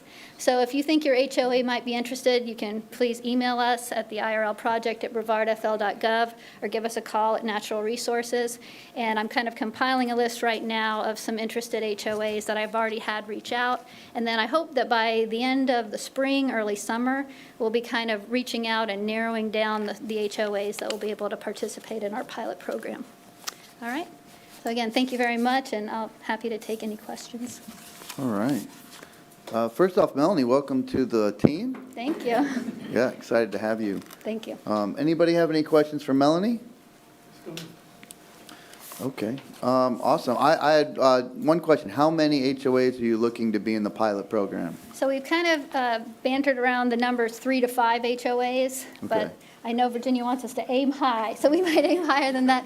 As you know, different HOAs have different number of ponds, Yes. right? So, and again, we're kind of having to take into consideration the costs associated with the program. Of course. Running those water samples as well.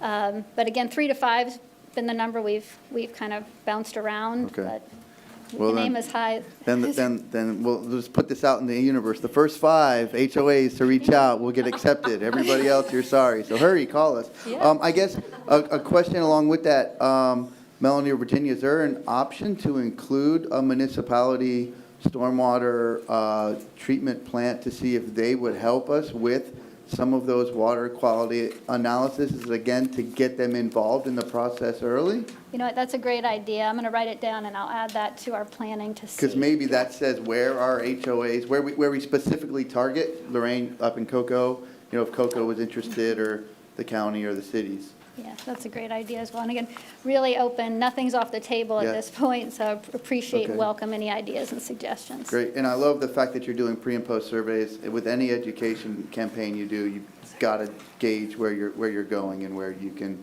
do better, because you can always do better. So Melanie, thank you very much. Thank you, and Oh, thank- Charles. Yes. I would love to see our HOA in the Satellite Beach involved with this program. Do you want to be on the list? Yeah. Sure. All right, the next four to call are, But I did have one question on the littoral zone, and you're showing that they were getting ready to plant. Is there any work that sometimes you might have to do, because sometimes there's very steep drop-offs for the existing stormwater pond, so is there any, do you have to do any management to make that smoother, to transitional at a less incline? So that's something that we're going to be working on. I've mainly done aquatic plant surveys when I was with Lake Watch, no plantings myself. So that's something that we would be partnering with, probably also the supplier that we're getting. We have some suggestions for some native plant nurseries and such, but we would partner closely with them. And also I would probably defer also to Sean Malta and Raleigh Berry with Brevard County Natural Resources. They were involved in that clubhouse park pond planting that I showed the picture of. And so we're fortunate within Brevard County Natural Resources to have a lot of coworkers with a lot of expertise as well. So I would say that you probably do have to do some maintenance to be ready to plant to ensure the success of the planting. But again, I'm not currently an expert on that, but that's something, again, our goal is to be as successful as possible. So we're going to try to, think ahead and kind of take care of all those things in advance to make it work. So, but yeah, I would assume there definitely is some planting to make sure it's successful. Thanks, Bill. Yeah. Lorraine, yes. Yeah, that was a really excellent presentation. So Thank glad to have you here. Thank you. The 4,400 number, that would include municipalities within the county? I think these were these Brevard County? I think it was only Brevard County. I got these numbers through our stormwater GIS folks, so that's a good question. Let me double check on that, because we calculated that a while ago. What was the question? The 4,400 number, does that Ponds. include Isn't that county HOAs within municipalities? I don't believe it is, Okay. actually. You think it's just the county? I think it would be just the counties. That's my thoughts. Okay. And the other thing, can you make your presentation available to us? Will it be on the website? So Terry, I believe it's going to be posted, correct? The with video will be, and then we can email it out as well. Okay, I'd really like a copy to share. Wonderful, thanks, of course. And thank you again, Dr. Ernesto. Thank you. Thank you, Melanie. All right. So we'll go ahead now and do item E, which is a video of the the DRAA, Field Managed. Dray Field. Yes, So, I know. yeah, this is a video some of you have already seen before. We've shown it to the Citizen Oversight Committee, but many of you are new to this, and it tied in with our topics today. So this is one of the examples of those floating vegetative islands. Excellent, thank you.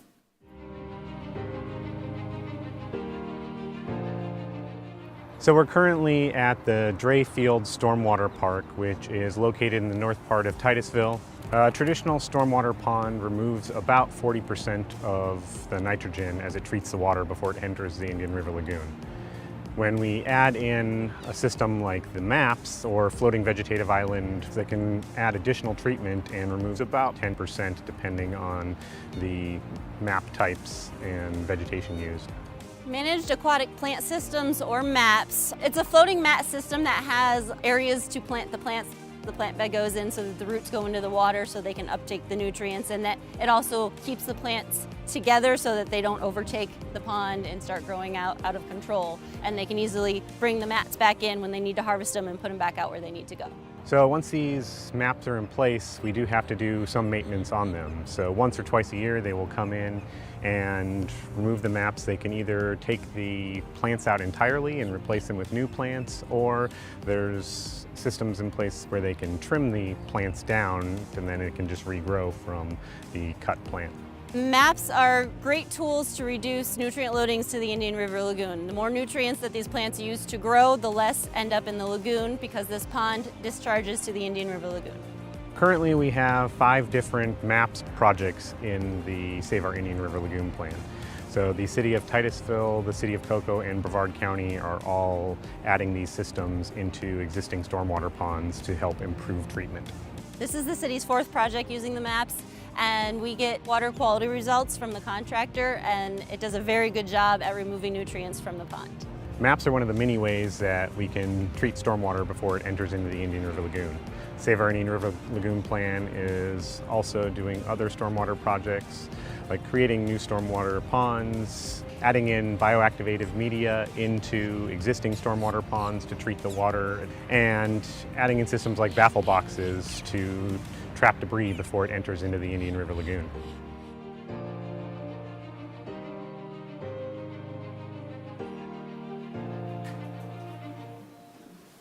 All right, thank you, Brandon.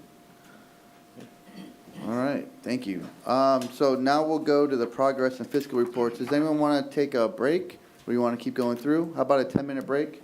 Yeah. All right, well, let's take a 10-minute break, Virginia, and then we'll come back to the progress report. Thank you.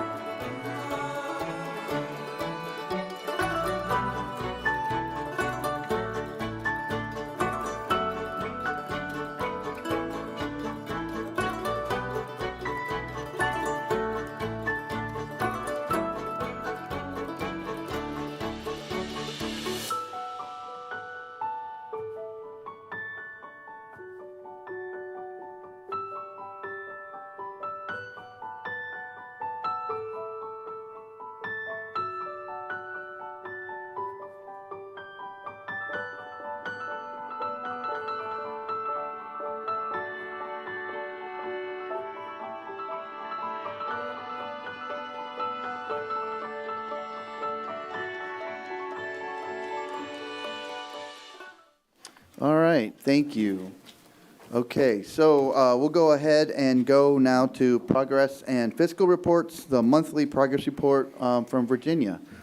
I'm not sure why the screens aren't up.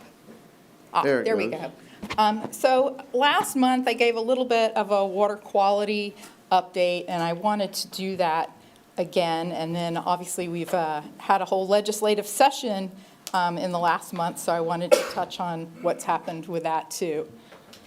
And I have no idea why let's see if we can get these other things off the screen. I think he's gone now, so we might be able to X out of that.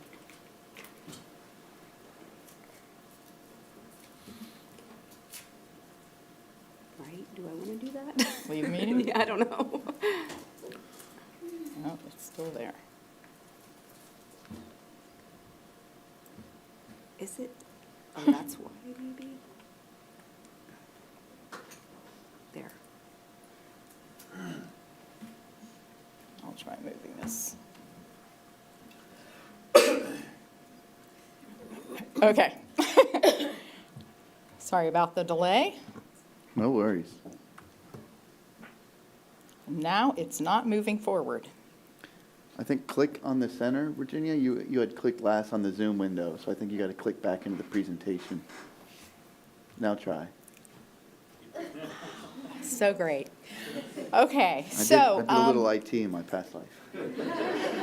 if you hear any news out there, it's all about this being a very wet winter, a very warm winter. January is the second wettest January for the globe, following on the heels of a record wet December. Wow. And the average global land and ocean surface temperatures, continue to increase, with January being the warmest in the 175-year global climate history of record.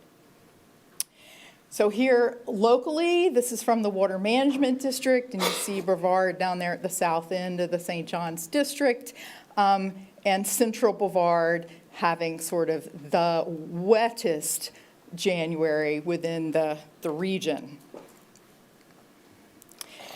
And so we know that that typically impacts salinity. So this is station data from the Water Management District's continuous monitoring stations. This is for the last month. And so you see that the north parts of the lagoon and the Banana River are still, high, good, healthy salinities.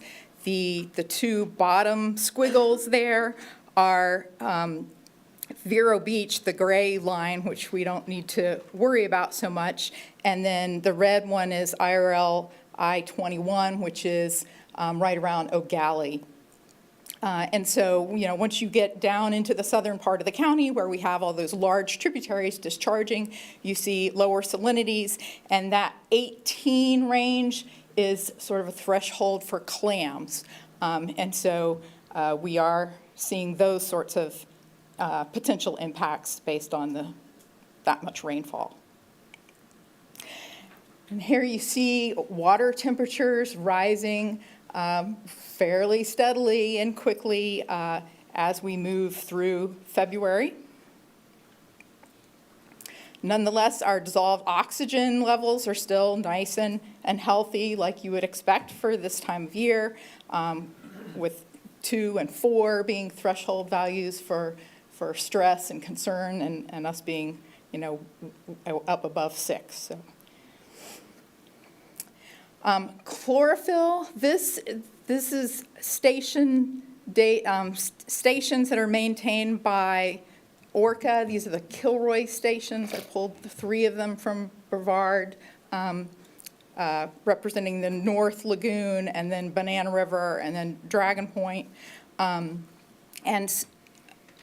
graphed a little over a year of data, so you can see how this January to March timeframe on the right side of the graph compares to a year ago. So, we saw a little blip in February, but not even as much chlorophyll as last year. So I'm going to run through the satellite data over this period of time. And so these are all Sentinel-2 images. And this one is February 2nd. And you see then by February 7th, right, in just 5 days after some heavy rainfall, see how the whole lagoon is more yellow. That's more phytoplankton in the water column. And then very quickly thereafter, February 22nd, those blooms are dissipating. And where did my fourth image go? Anyway, the fourth image shows that they're still dissipating. So then this graph on the bottom is when Applied Ecology went back and looked at the satellite images from the beginning of that Sentinel satellite data availability back in 2015 all the way through the end of 2022. And each of those line colors is for a different region of the lagoon. So the purple, that's the tallest chlorophyll levels, so that's the Banana River. And then the turquoise is Mosquito Lagoon, the green is the North Indian River Lagoon, and the yellow is the Central Lagoon. And you can see in the red boxes, very clearly, you see that 2016 extreme bloom that resulted in the fish kill. And then you see the more lengthy 2018 to 2019 bloom that was, very dark brown water.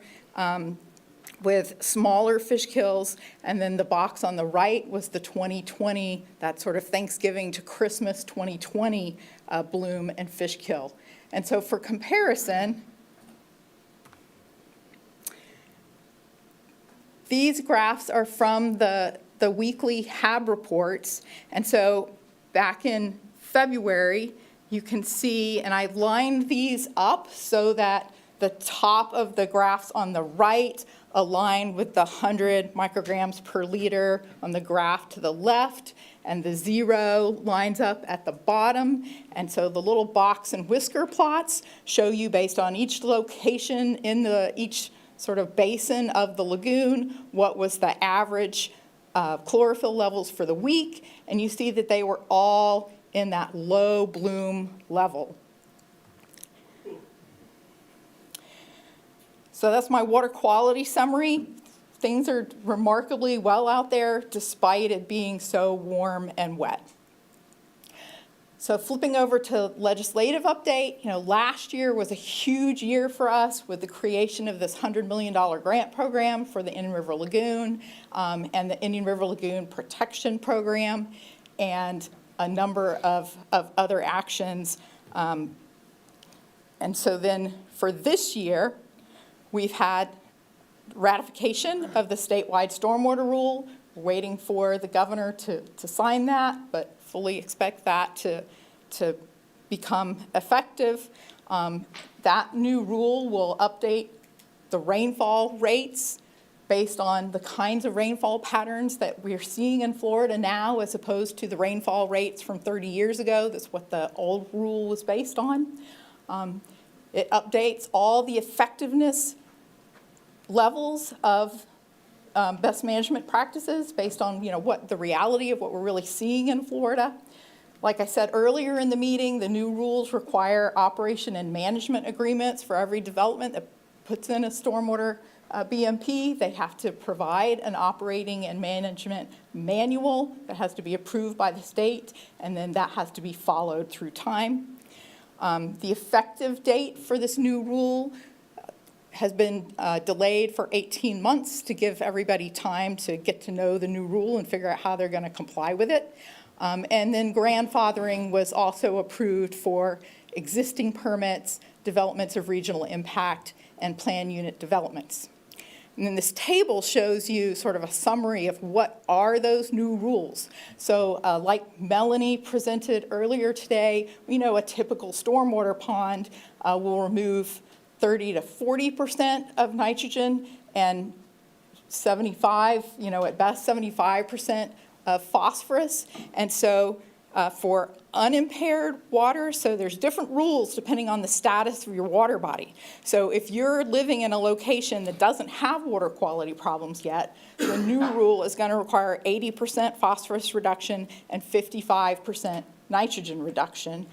Or you have to do a calculation of what's coming off the land before your development versus what's going to come off the land after your development, and after cannot be more than it was before. So you have to do that calculation. You also have to do this 80%, 55% calculation, and whichever is more protective for the water body, that's what the development has to do. So that's for unimpaired sites. Then the next column, OFWs, that's outstanding Florida waters. If you are in an unimpaired outstanding Florida water, you got to do the pre-post calculation, and you got to do a 90%, 80% reduction calculation and do, whichever is more protective for the water body. Then all of the Indian River Lagoon and Brevard is impaired, and so that middle column are the rules for impaired waters, 80% TP removal, 80% TN removal. But a lot of the lagoon is also an outstanding Florida water. So the fourth column is impaired waters that are also outstanding Florida waters. And you see those requirements are 95% phosphorus reduction, 95% nitrogen reduction. And then if it's a redevelopment site, there's a slightly easier target, and not easy, but easier target, because the idea is that if you make it so difficult to redevelop, people won't develop. That will encourage urban sprawl. So to provide an incentive for redevelopment and get some improvement on the site, those rules are a little easier to achieve than what the new development sites would have to do. And so you see the 80% TP, 45% nitrogen if it's regular water, or 95%, 60% if it's an outstanding Florida water. So these new rules will, I think, be a dramatic change in how everybody's been doing business, and it's going to take everybody a little while to figure out how they're going to achieve that, because a stormwater pond will not get there. It's going to require treatment trains. It's going to require lots of other best management practices with the development. Laura Lee, and then Lorraine. Thank you, Virginia, that's great. But, so it's great that we're reducing the nutrients, but are there any incentives or anything in the stormwater rule that encourages less fresh water going into, like, our estuaries? So there are also restrictions on rates and volumes. Right, the peak rate can't exceed, coming off the site, can't exceed what the peak rate was before development. But ultimately, there's still fresh water. If there was fresh water discharging before, there's still fresh water now. But once you implement all these best management practices to hit these load reductions, you're going to be holding the water on site longer.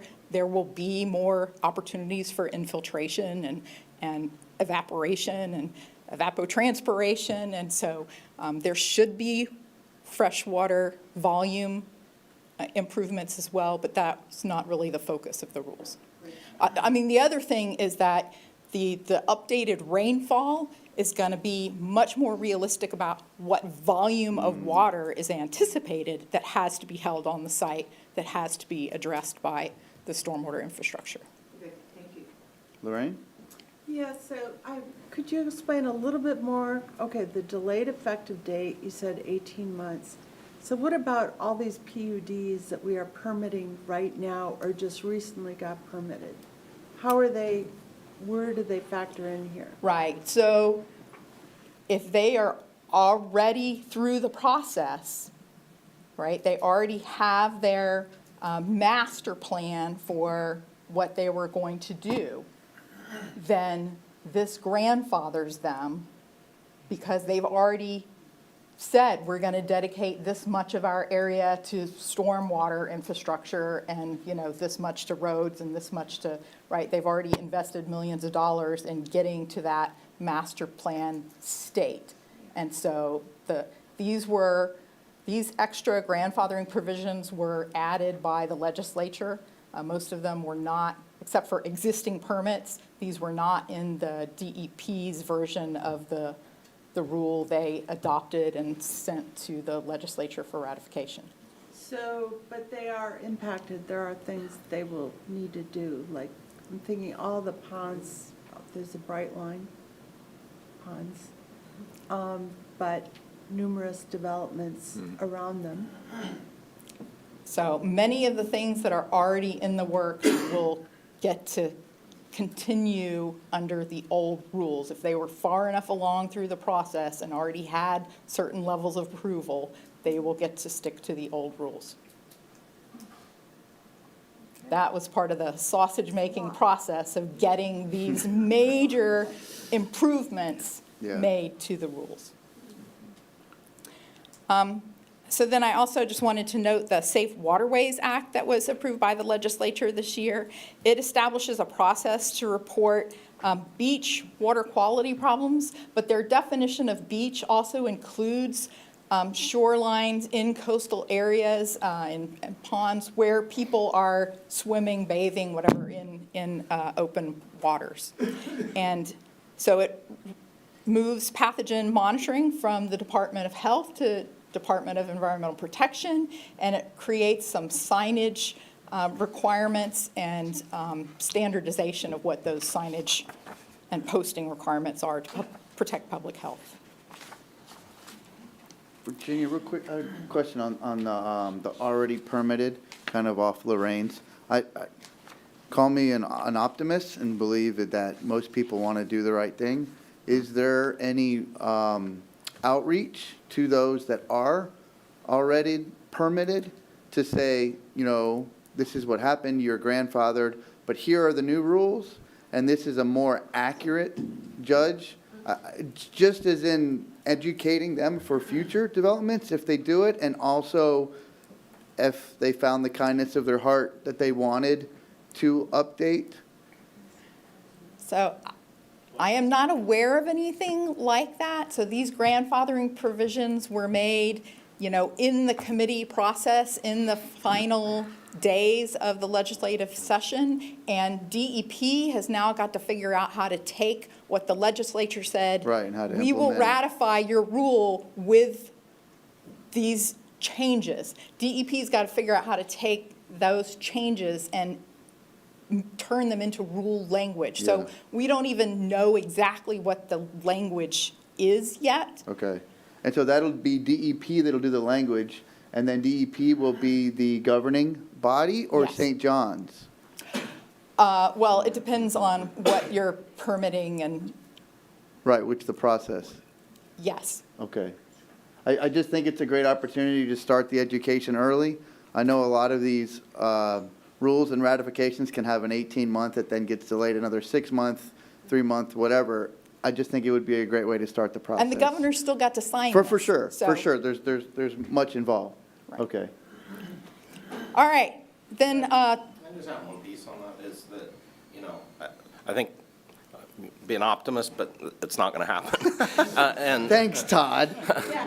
But from a practical standpoint, whether it's, we're pretty far along in our cycle here, but not knowing what's going to happen with this fund later on, there may be opportunities when you look for supplemental funding sources, whether it's through this program or others, that I do think that there's opportunities for developers that would be willing to engage if it's not impacting their bottom line. Yeah.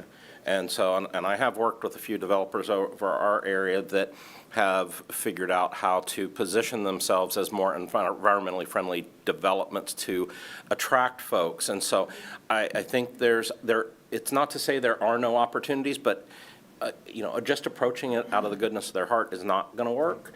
But if we can flip it into the conversation into their business terms and align with their interests as well as what we're trying to achieve as well, I do think there's opportunity. So I would encourage us to think about what the, an alternate way of approaching that to try to get it into a path that has some potential for success. But again, I don't think, and I completely agree, that intersection between opportunity and actually action, where we can get the action, but that wouldn't be necessarily, I mean, we could have funds, but that might be something that would come from DEP or St. John's as well. Yeah, wherever. Okay. Sorry for interrupting. No, that's why we're here. All right, so in terms of appropriations, there are a number of grant programs approved again, and the Indian River Lagoon, the top line is what was the $100 million program last year. It's funded at $75 million this year. There's over $100 million in the wastewater grants and the resiliency grant program, so there's still lots of grant funding programs out there. There's also a wastewater emerging contaminants grant program for $7 million, funding for derelict removals.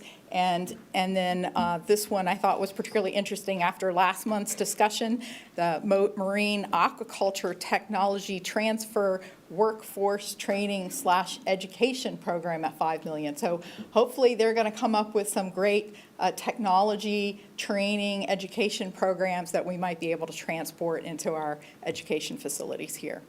The rest of the state following after our county, after Brevard, that's what happens, right? Yeah. We Go created an Colt. aquatic program, now everybody wants Right. one. Lorraine? Virginia, is the derelict program or the derelict dollars, are those more than last year? I haven't had a chance to check. I Okay. believe so, but I'm not sure. All right, then the next 5 in gold, those are swirl projects that will be receiving about $7.7 million. Oh, awesome. Then the next 3 below that are our utility wastewater treatment plant projects that are receiving a little over $3 million. And the Merritt Island Canal dredging, that's focused mostly on navigation dredging, not muck removal, but there are some muck pockets in there, and Swirl has some cost share for the muck that is in those canal areas. So there's a bit of a lagoon, Save Our Lagoon benefit to that one. And then we have a lot of our cities with many of their projects also receiving funds from the legislature this year. And of course, all of this is still subject to the governor's veto pen. And so, Virginia, real quick on that last slide, the Sorrel, that's 7.7. So that would be possibly money that we would have to allocate somewhere else because those are state funds. Yeah, in most cases, these are projects that are going to need additional money. Okay, that's it. Got it. So continuing with appropriations, didn't fit on one slide. The top ones are projects that are not county projects and not city municipal projects in that, but they are benefiting our portion of the lagoon. So this UCF Restore Lagoon Inflow, this used to be the Florida Tech study. This is the implementation phase, which the state wants UCF to handle that construction phase. And the Lobo water quality instruments, we have a handful of those up here. Those are Harbor Branches continuous monitoring stations. There's the annual $250,000 that supports our National Estuary Program, and then the $250,000 for the Kilroy network. That's one of the slides I just showed you, the Orca Kilroy data. There are about 7 Kilroys operating up here in Brevard. And then I went ahead and listed all of the other lagoon-related water projects that are outside of Brevard, so Volusia down through Martin County. And so, there's a lot going on, more than in prior years, but just notice that nobody else has more than 2 projects. So our program has done extremely well this session.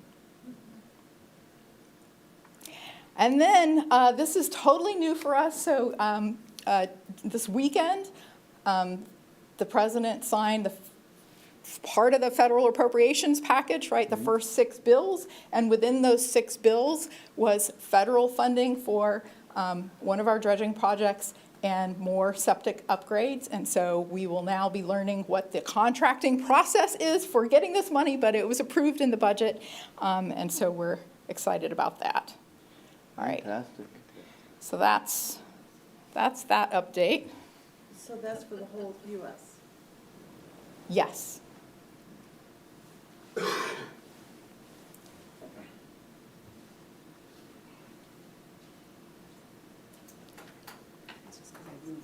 Just click don't save, Virginia.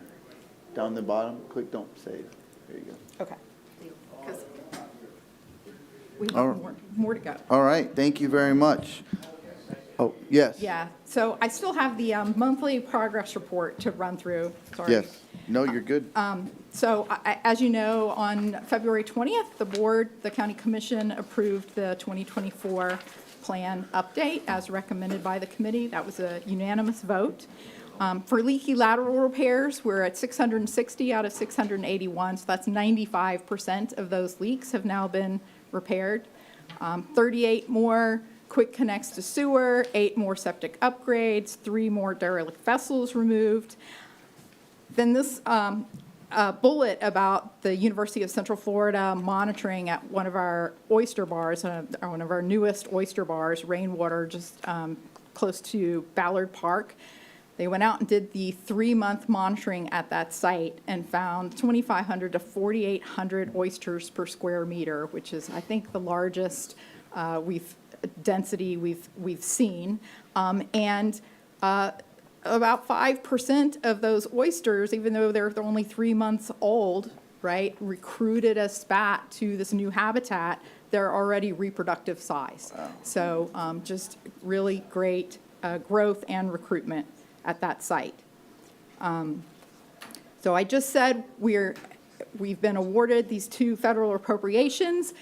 We've already passed the deadline for submitting federal appropriations for the next season, so we submitted 2 for next year, and we'll see how that goes.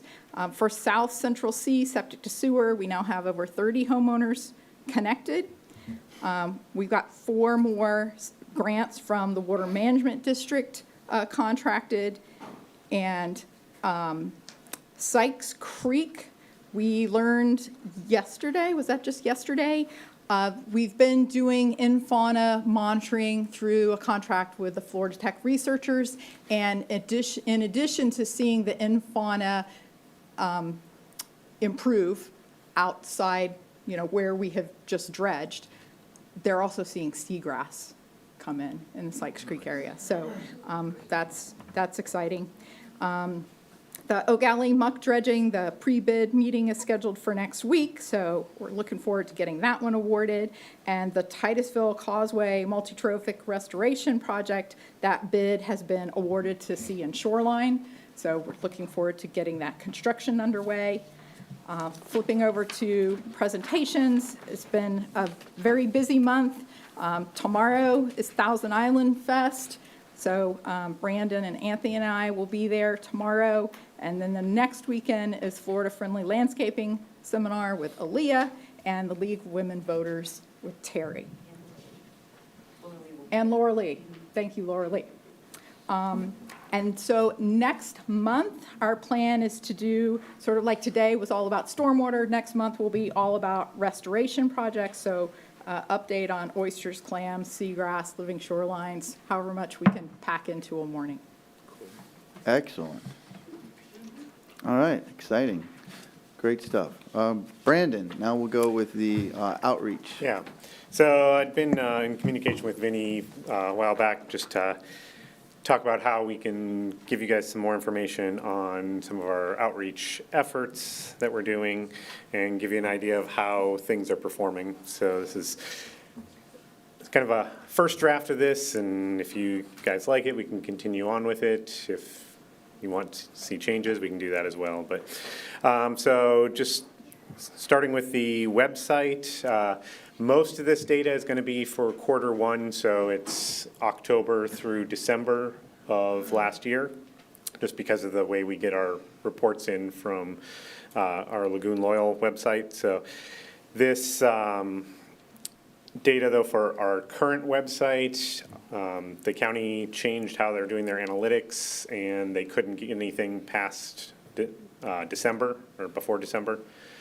So this is, still did 3 months of data just so we can compare relative time-wise, but this is a little bit newer. So this is December through February data for the county's website.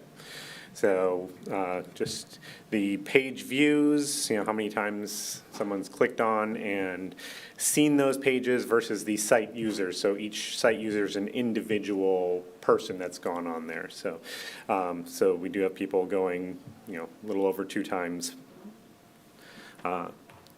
each time order they visit.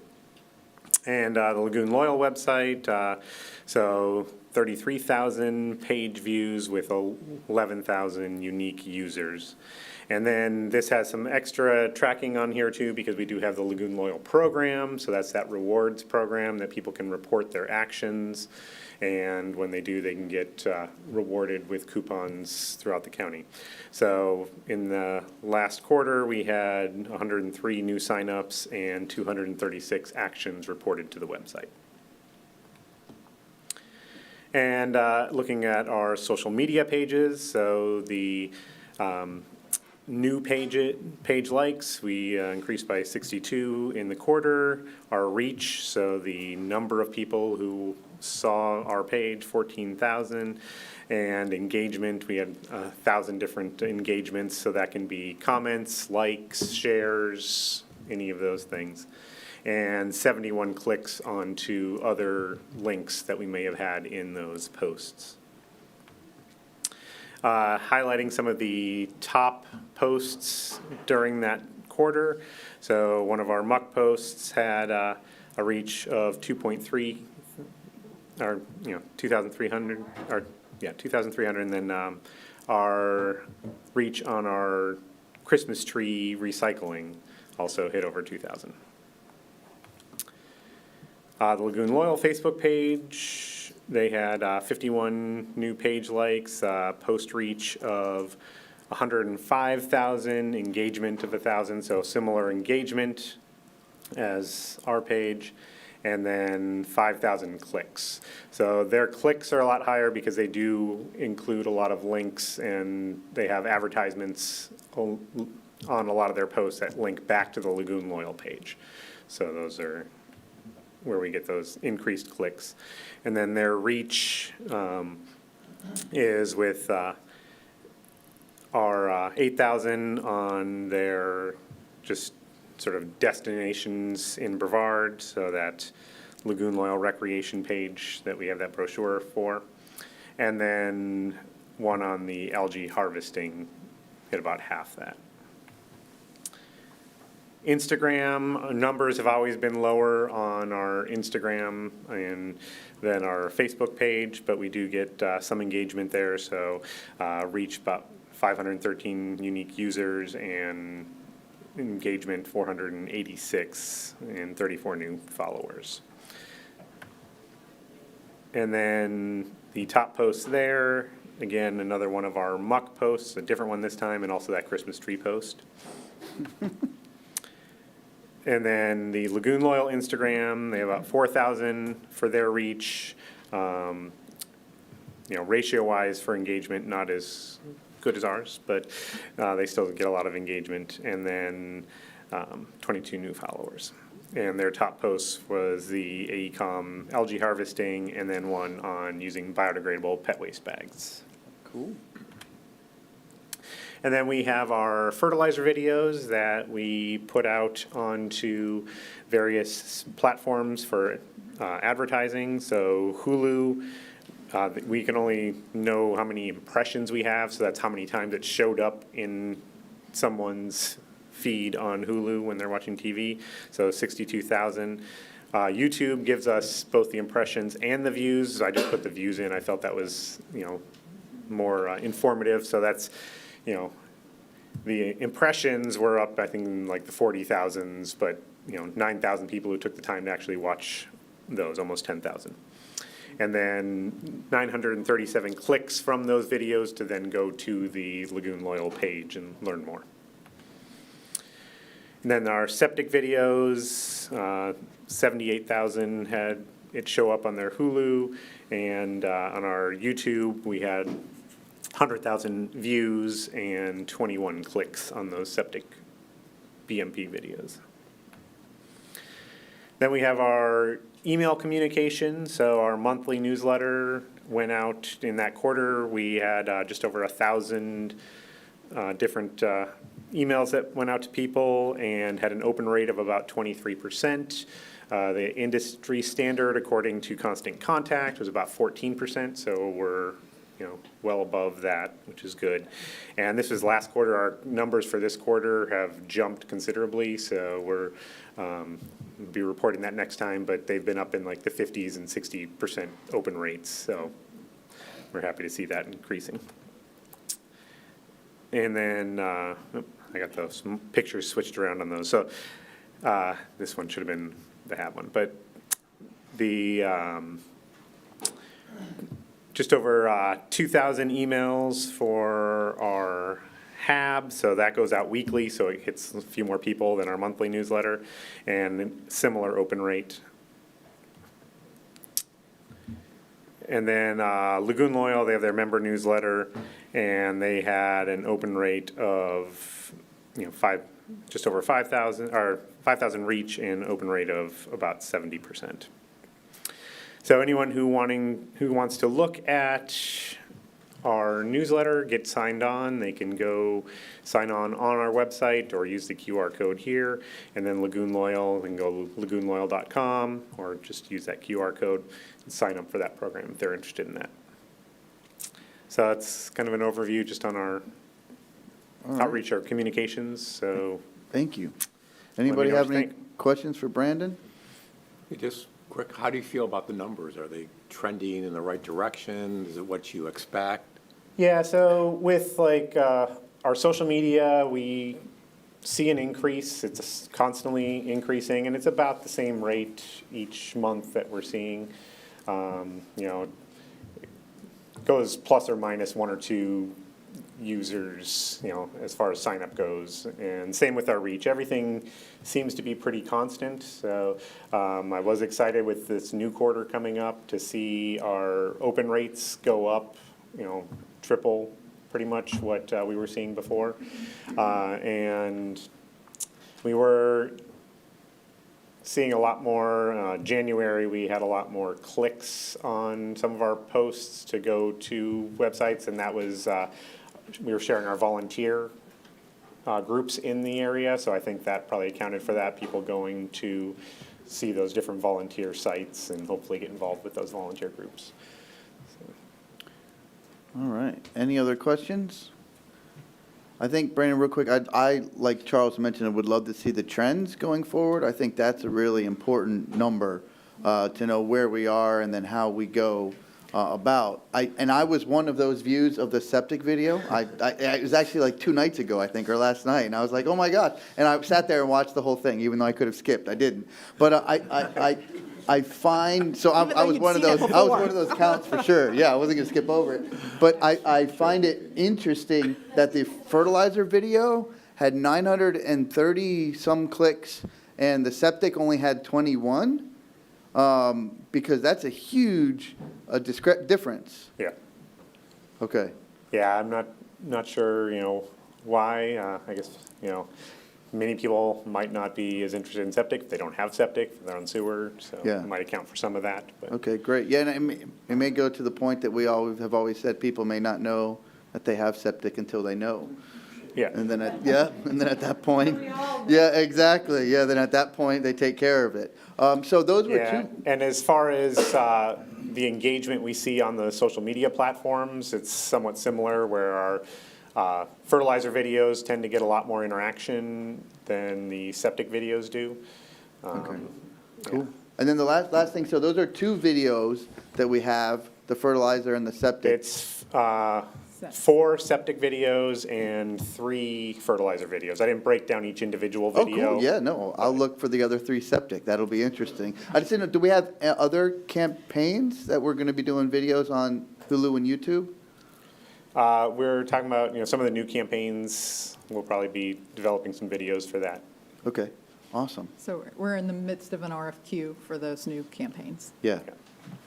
Okay, great, excited to see those. I think the click rate will be interesting, because when you've got 2 different things and such a drastic change, the third video kind of tells you if it's the topic or other things, but awesome. Okay, great. Brandon, thank you. No problem. All right, and then we'll do the last presentation, which is our monthly revenue graph and financial statement from Molly.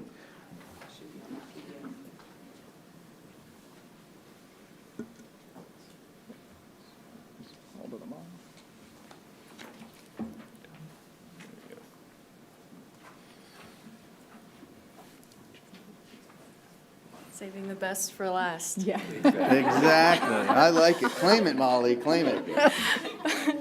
So this month we have received 4.8 million for December collections, and we received 3.4 million for the quarterly discretionary. So we're at 374 million for the program. And for the monthly financial statement, currently for the budget, we have 413 million, and total assigned, we have 322 million. And for our expenditures, total assigned, we have 54 million, and actuals 7.8 million. Any questions? Any questions for Molly? All right. Okay, thank you. Thank you very much. All righty. Having no old business or new business, we'll go ahead and go to general public comments. So I have Craig Wallace.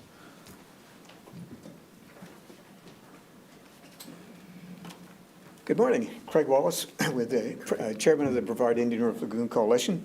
So I wanted to speak to a couple of things. This is tremendous stuff today, both in the monies we're getting and in the communications that are going out. 2 topics that I wanted to address.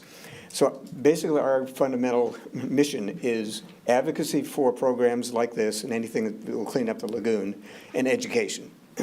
So without the education, the advocacy doesn't do anything. We really need to get our message out to people. What happens in this room, fortunately or unfortunately, does not expand too much. And Brenda's doing a great job, and we see the numbers increasing, but as you say, they're not going up fast enough. So without people understanding what we're doing in this room and out in the field, this program can't continue on, right? So no matter what we try to do in advocacy, if we don't have the people out there supporting it, we're not going to get the elected officials, we're not going to get the commissioners to vote and so forth. So basically my message is we got to get out there as much as we can, and if we're going to have something to vote on in November associated with trying to extend this this program, then we've got to get to the people and get them involved. So I think the Homeowners Association program, that's fantastic. As you know, that was one of my key things, getting involved in this to begin with. But we've got to get beyond that. So one of the things that we're planning on doing is a number of, as you've heard before, straight talk events. But we need to change the format, because basically what the people that came to these straight talk events were pretty much, we're preaching to the choir. People already had a pretty good familiarity with the lagoon. So the survey that we did back in at the end of 2022 basically said that majority of people really don't know what's going on. So we've got to get to those people that we haven't gotten to already. So our key going forward is both face-to-face meetings, straight talks, and keep pushing with the social media and emails and anything we can do. But the key thing is now we're trying to engage with the cities, so that the cities are actually duplicating that process. So we hand them information that gets forwarded out, and Lou's going to talk a little bit more about that. But what I would like to ask this group here is, you're all the most knowledgeable citizens about the program. So we would like to ask you to try to participate in some of these, whether it's going to a meeting or whatever. Well, as we get a lot of requests, and Virginia gets a lot of requests too, as we get those, we want to get out there, but we don't want to be the same faces. We'd like to have different people come out there. So whenever you can, and we'll put the request out to all of you, if you have an opportunity to come out and speak, that would be really great. So thank you. Awesome. Thanks, Craig. All right. I think Laura Lee was going to go to one of the things this month coming up. I've always said that's a great idea. Two things. Thank you, Laura Lee. Double duty. So I just think it's great when we do get out and talk to the community as well. Okay, the next public comment, Sandra Sullivan. Good morning, Sandra Sullivan. So as you've been receiving my emails, I'm very passionate about our mid-reach and our Warm Rock Reef. And good news from yesterday, the Corps of Engineers has announced a change in the project. So right now they're just doing beach renourishment. It's very concerning that we lost all of our Warm Rock Reef as of the monitoring study in 2022. This is protected fish habitat, essential fish habitat that actually relates to the lagoon in that it restocks the fish as an aquatic nursery. So I think you should all be concerned about the concerns about the destruction of essential fish habitat. Also want to just mention again, Ordinance 2016-15, the fact that this is an infrastructure surtax. I brought this and handed this out before. I've heard some comments from a few board members that this is not an infrastructure surtax. I want to just mention that the Attorney General's office had made a legal opinion you cannot have 2 half-cent sales taxes under the infrastructure surtax. You can only have one. You can have a half-cent or 1 cent. You cannot have what we have right now, for example, a half-cent infrastructure tax for school board and one for the lagoon.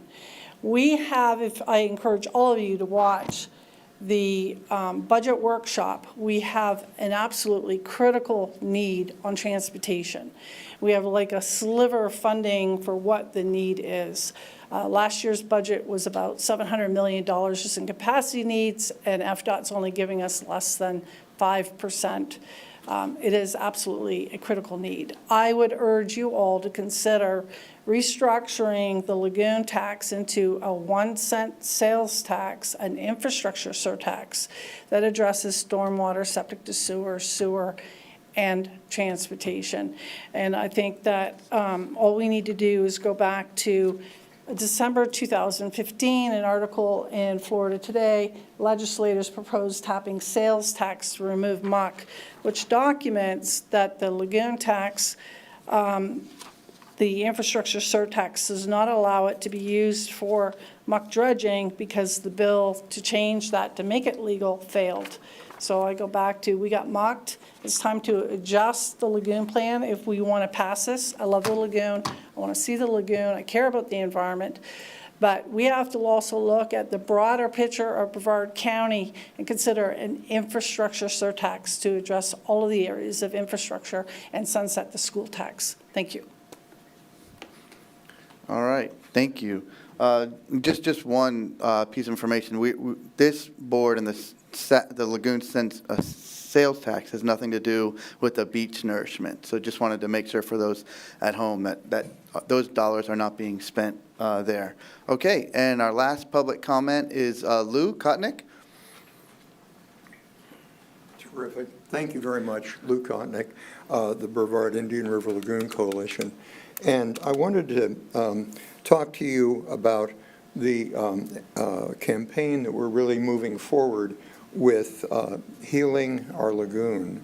And you heard Craig say that our statistical sampling of the community here showed that most people are aware we have a lagoon, few not. Most people that are aware understand that there's a problem.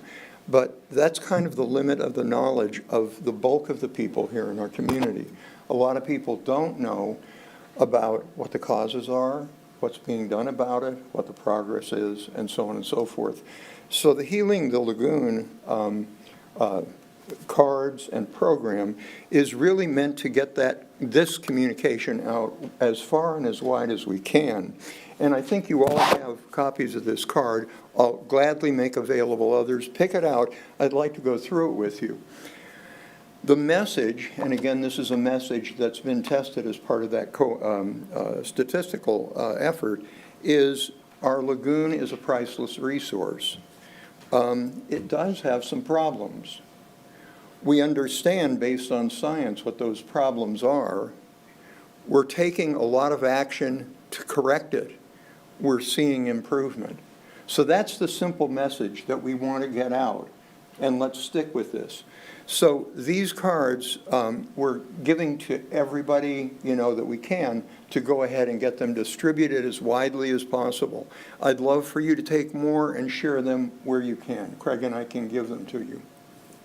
I'll touch briefly on a second point, which is that we've just launched a collaborative communication effort where we have about a dozen organizations, including the county itself as the county, the transportation planning, MRC, the organizations you might expect.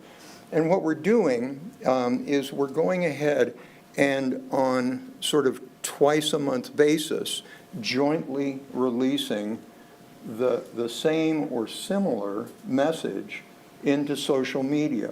We just did the first one on Monday, and of the 12, or I guess it's actually 14 organizations that are doing this, it's a test at this point, I think all but one did post, and we saw a real bump up in the uptake.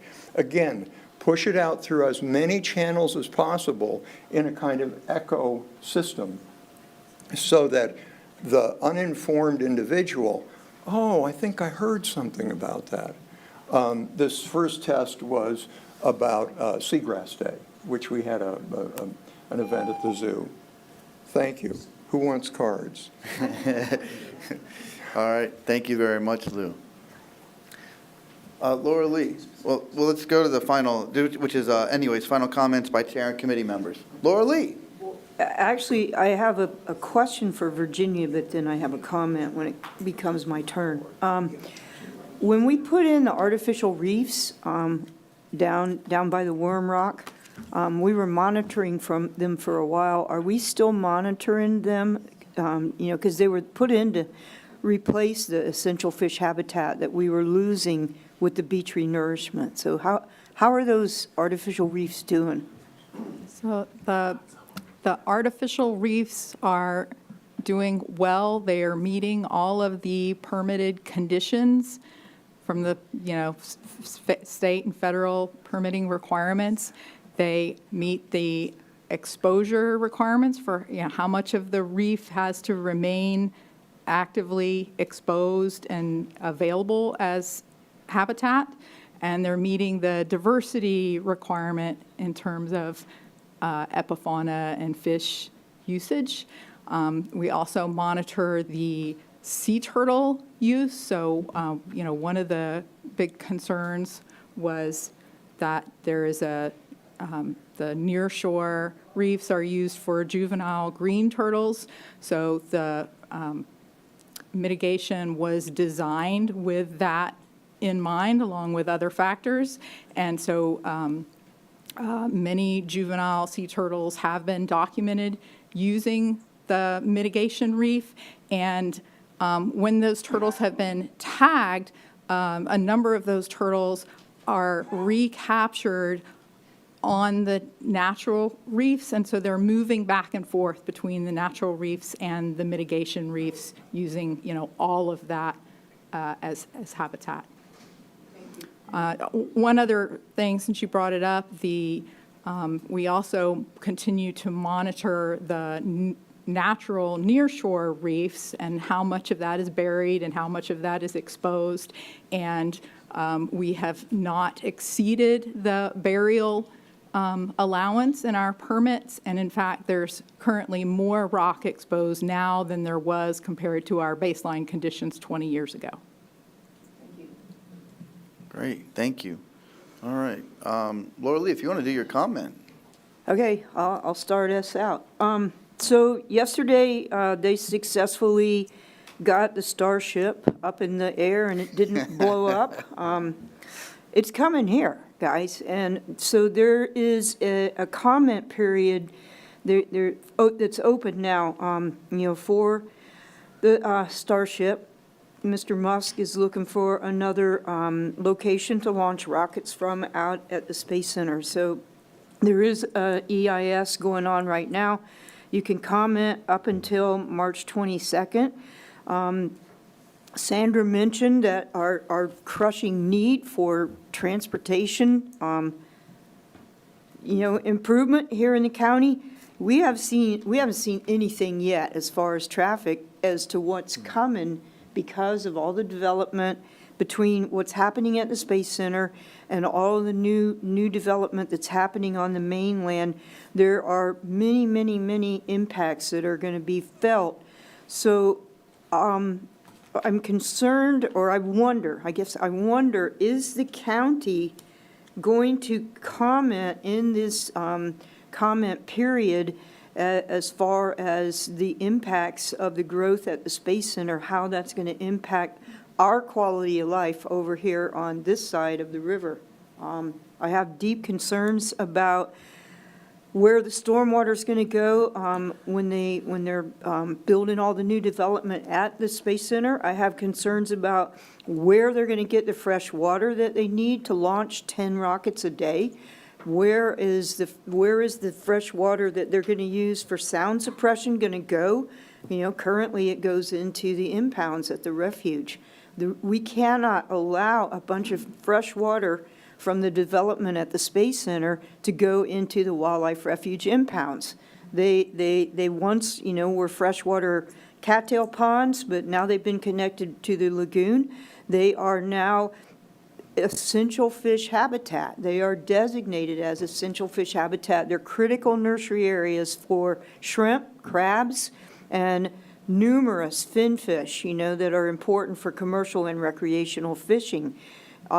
They also are seed banks for seagrass. So as this development is taking place out at the Space Center, what's happening is, they're doing everything to the letter of the law. They're getting their projects permitted by DEP. The problem is that these projects are being looked at one at a time, one case at a time, and there's nobody that seems to be concerned about the cumulative impact of all of these projects together. For example, SpaceX got a permit to discharge up to 3,000 gallons of treated industrial wastewater a day into the Oyster Prong impoundment on the wildlife refuge. Well, I guess DEP must look at it and say, 3,000 gallons of fresh water a day going into the lagoon, that's not that much. But if you take every one of those contractors, if every one of them wants to discharge their treated industrial wastewater into the refuge impounds, it's going to be catastrophic. And, we have very little circulation, long residency time in the northern Banana River, southern Mosquito Lagoon, and the Indian River. Well, the Space Center sits in the middle of all three of those estuaries. So we could be looking at major impacts of fresh water and nutrients to the Indian River Lagoon from all the growth that's happening at the Space Center. I hope that the county is going to comment during this EIS, and I hope everybody in this room will comment, and everybody that's listening on TV will comment during this comment period, which is growing shorter every day. We have until March the 22nd. You can go to www.spaceforcestarship.eis.com. And anybody can make a comment, but they need to hear that we are concerned about traffic, about air quality, about noise. There are people in Titusville that live close to the Indian River Lagoon that say that the cracks that were in their houses that were the same size for years are now expanding, and they think it's because of the vibration from the rocket launches. All of this has to be taken into account. And this is our opportunity, and my concern is if they don't hear from a lot of people about the different concerns, they're just going to bulldoze right through, and we're going to lose our opportunity to have a voice in what's happening at the Space Center. I'm not against it. I think I'm really proud of what we have here in Brevard County as far as our space development, but we need to balance what's happening at the Space Center with our quality of life that we have here too. We want to have that economic development and the pride of being the biggest, the only public spaceport in the world. But we want, we have the technology to put people on the moon. We ought to have the technology to do that without wrecking our quality of life here in Brevard County.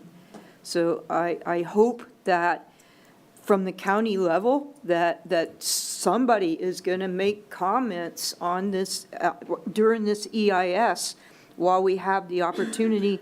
We also need to, there needs to be some kind of a task force that is made up of all of the organizations that are involved, like Army Corps of Engineers, DEP, U.S. Fish and Wildlife Service, the National Park Service. There are major impacts that are going to happen at the Merritt Island Wildlife Refuge and the Canaveral National Seashore. We don't have a voice in what's going on now. So there needs to be some kind of a gathering of the minds of all of the entities that are involved so that there is some kind of guidance and input on what's going to happen out there. And that is not happening right now. That is not taking place. But we need to have input, and we don't have that opportunity now. So thank you. Would you give us that? Oh, sure. Okay, one more time. The website that you can go to make your comment is www.spaceforcestarshipeis.com. The EIS stands for Environmental Impact Study, and if you go on that website, there is a virtual presentation that is available until the comment period ends. So March 22nd. So if you go to that website, I would recommend check out the virtual presentation and then go ahead and comment away. I know last month, Laura Lee, thank you for saying that. You said it way better than I did last month when I announced the meetings. And I know Lou attended one because he was quoted in the newspaper. Hopefully he was quoted correctly. But thank you for that impassioned plea.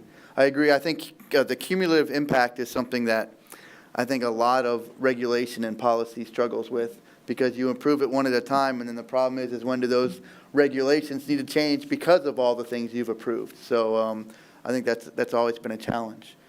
Virginia? Just to answer your question, yes, we always review those documents and provide comments, and so staff are working on those comments. Also, we met with Space Florida earlier this week, and they are working on a comprehensive look at some of the environmental impacts. They are expecting to have a draft document released in about a month, so people should be on the lookout for that, because that's another opportunity to take that holistic view and provide input. Lorraine? Yeah, Virginia, along those same lines, when the county is approving PUDs, are they also looking at all of the other PUDs that are in motion or that have been approved but maybe not implemented? At what point In does terms a real of level of service get traffic determined? and level of impact on service levels? The last time I asked that question, the answer was no. Yeah. I remember noting that as a weakness when there's this much growth going on all the time. I don't know if that process has been revised. And all the municipalities are experiencing Right. that much growth right now, all at the same time. Any other? Could I take a second back? Sorry, Lou, we're close to 11:30, I'm sorry. But I do want to hear what you have to say. I'm going to talk to you after. Any other comment from the committee? Okay. Lou, go ahead, 1 minute. Yeah, so if you go to Facebook, to the BIRLC, if you go to Facebook at BIRLC, which is the Brevard Indian River Lagoon Coalition, there will be a post up there about this spaceship, or Starship, EIS, and some suggestions about what some of the topics can be. Thank you. Awesome, thank you. All right, everybody. Well, we made it through March. Thank you. Virginia, first, thank you very much. The appropriations, again, I didn't take the time, but that is just amazing how well we have done. And I'd like to thank all our representatives, both state and federal, for their help in this. So thank you very much. Great job to you and your staff. All right. See everybody in April. The opinions expressed by any member of the public during any period of public comment do not necessarily reflect the views or opinions of the Board of County Commissioners of Brevard County, Florida, Space Coast Government Television, or the program sponsor, and are solely those of the presenter. The Board of County Commissioners of Brevard County, Florida, Space Coast Government Television, and the program sponsor hereby expressly disclaim any and all responsibility or liability for any defamatory or slanderous statements expressed by any member of the public during any such period.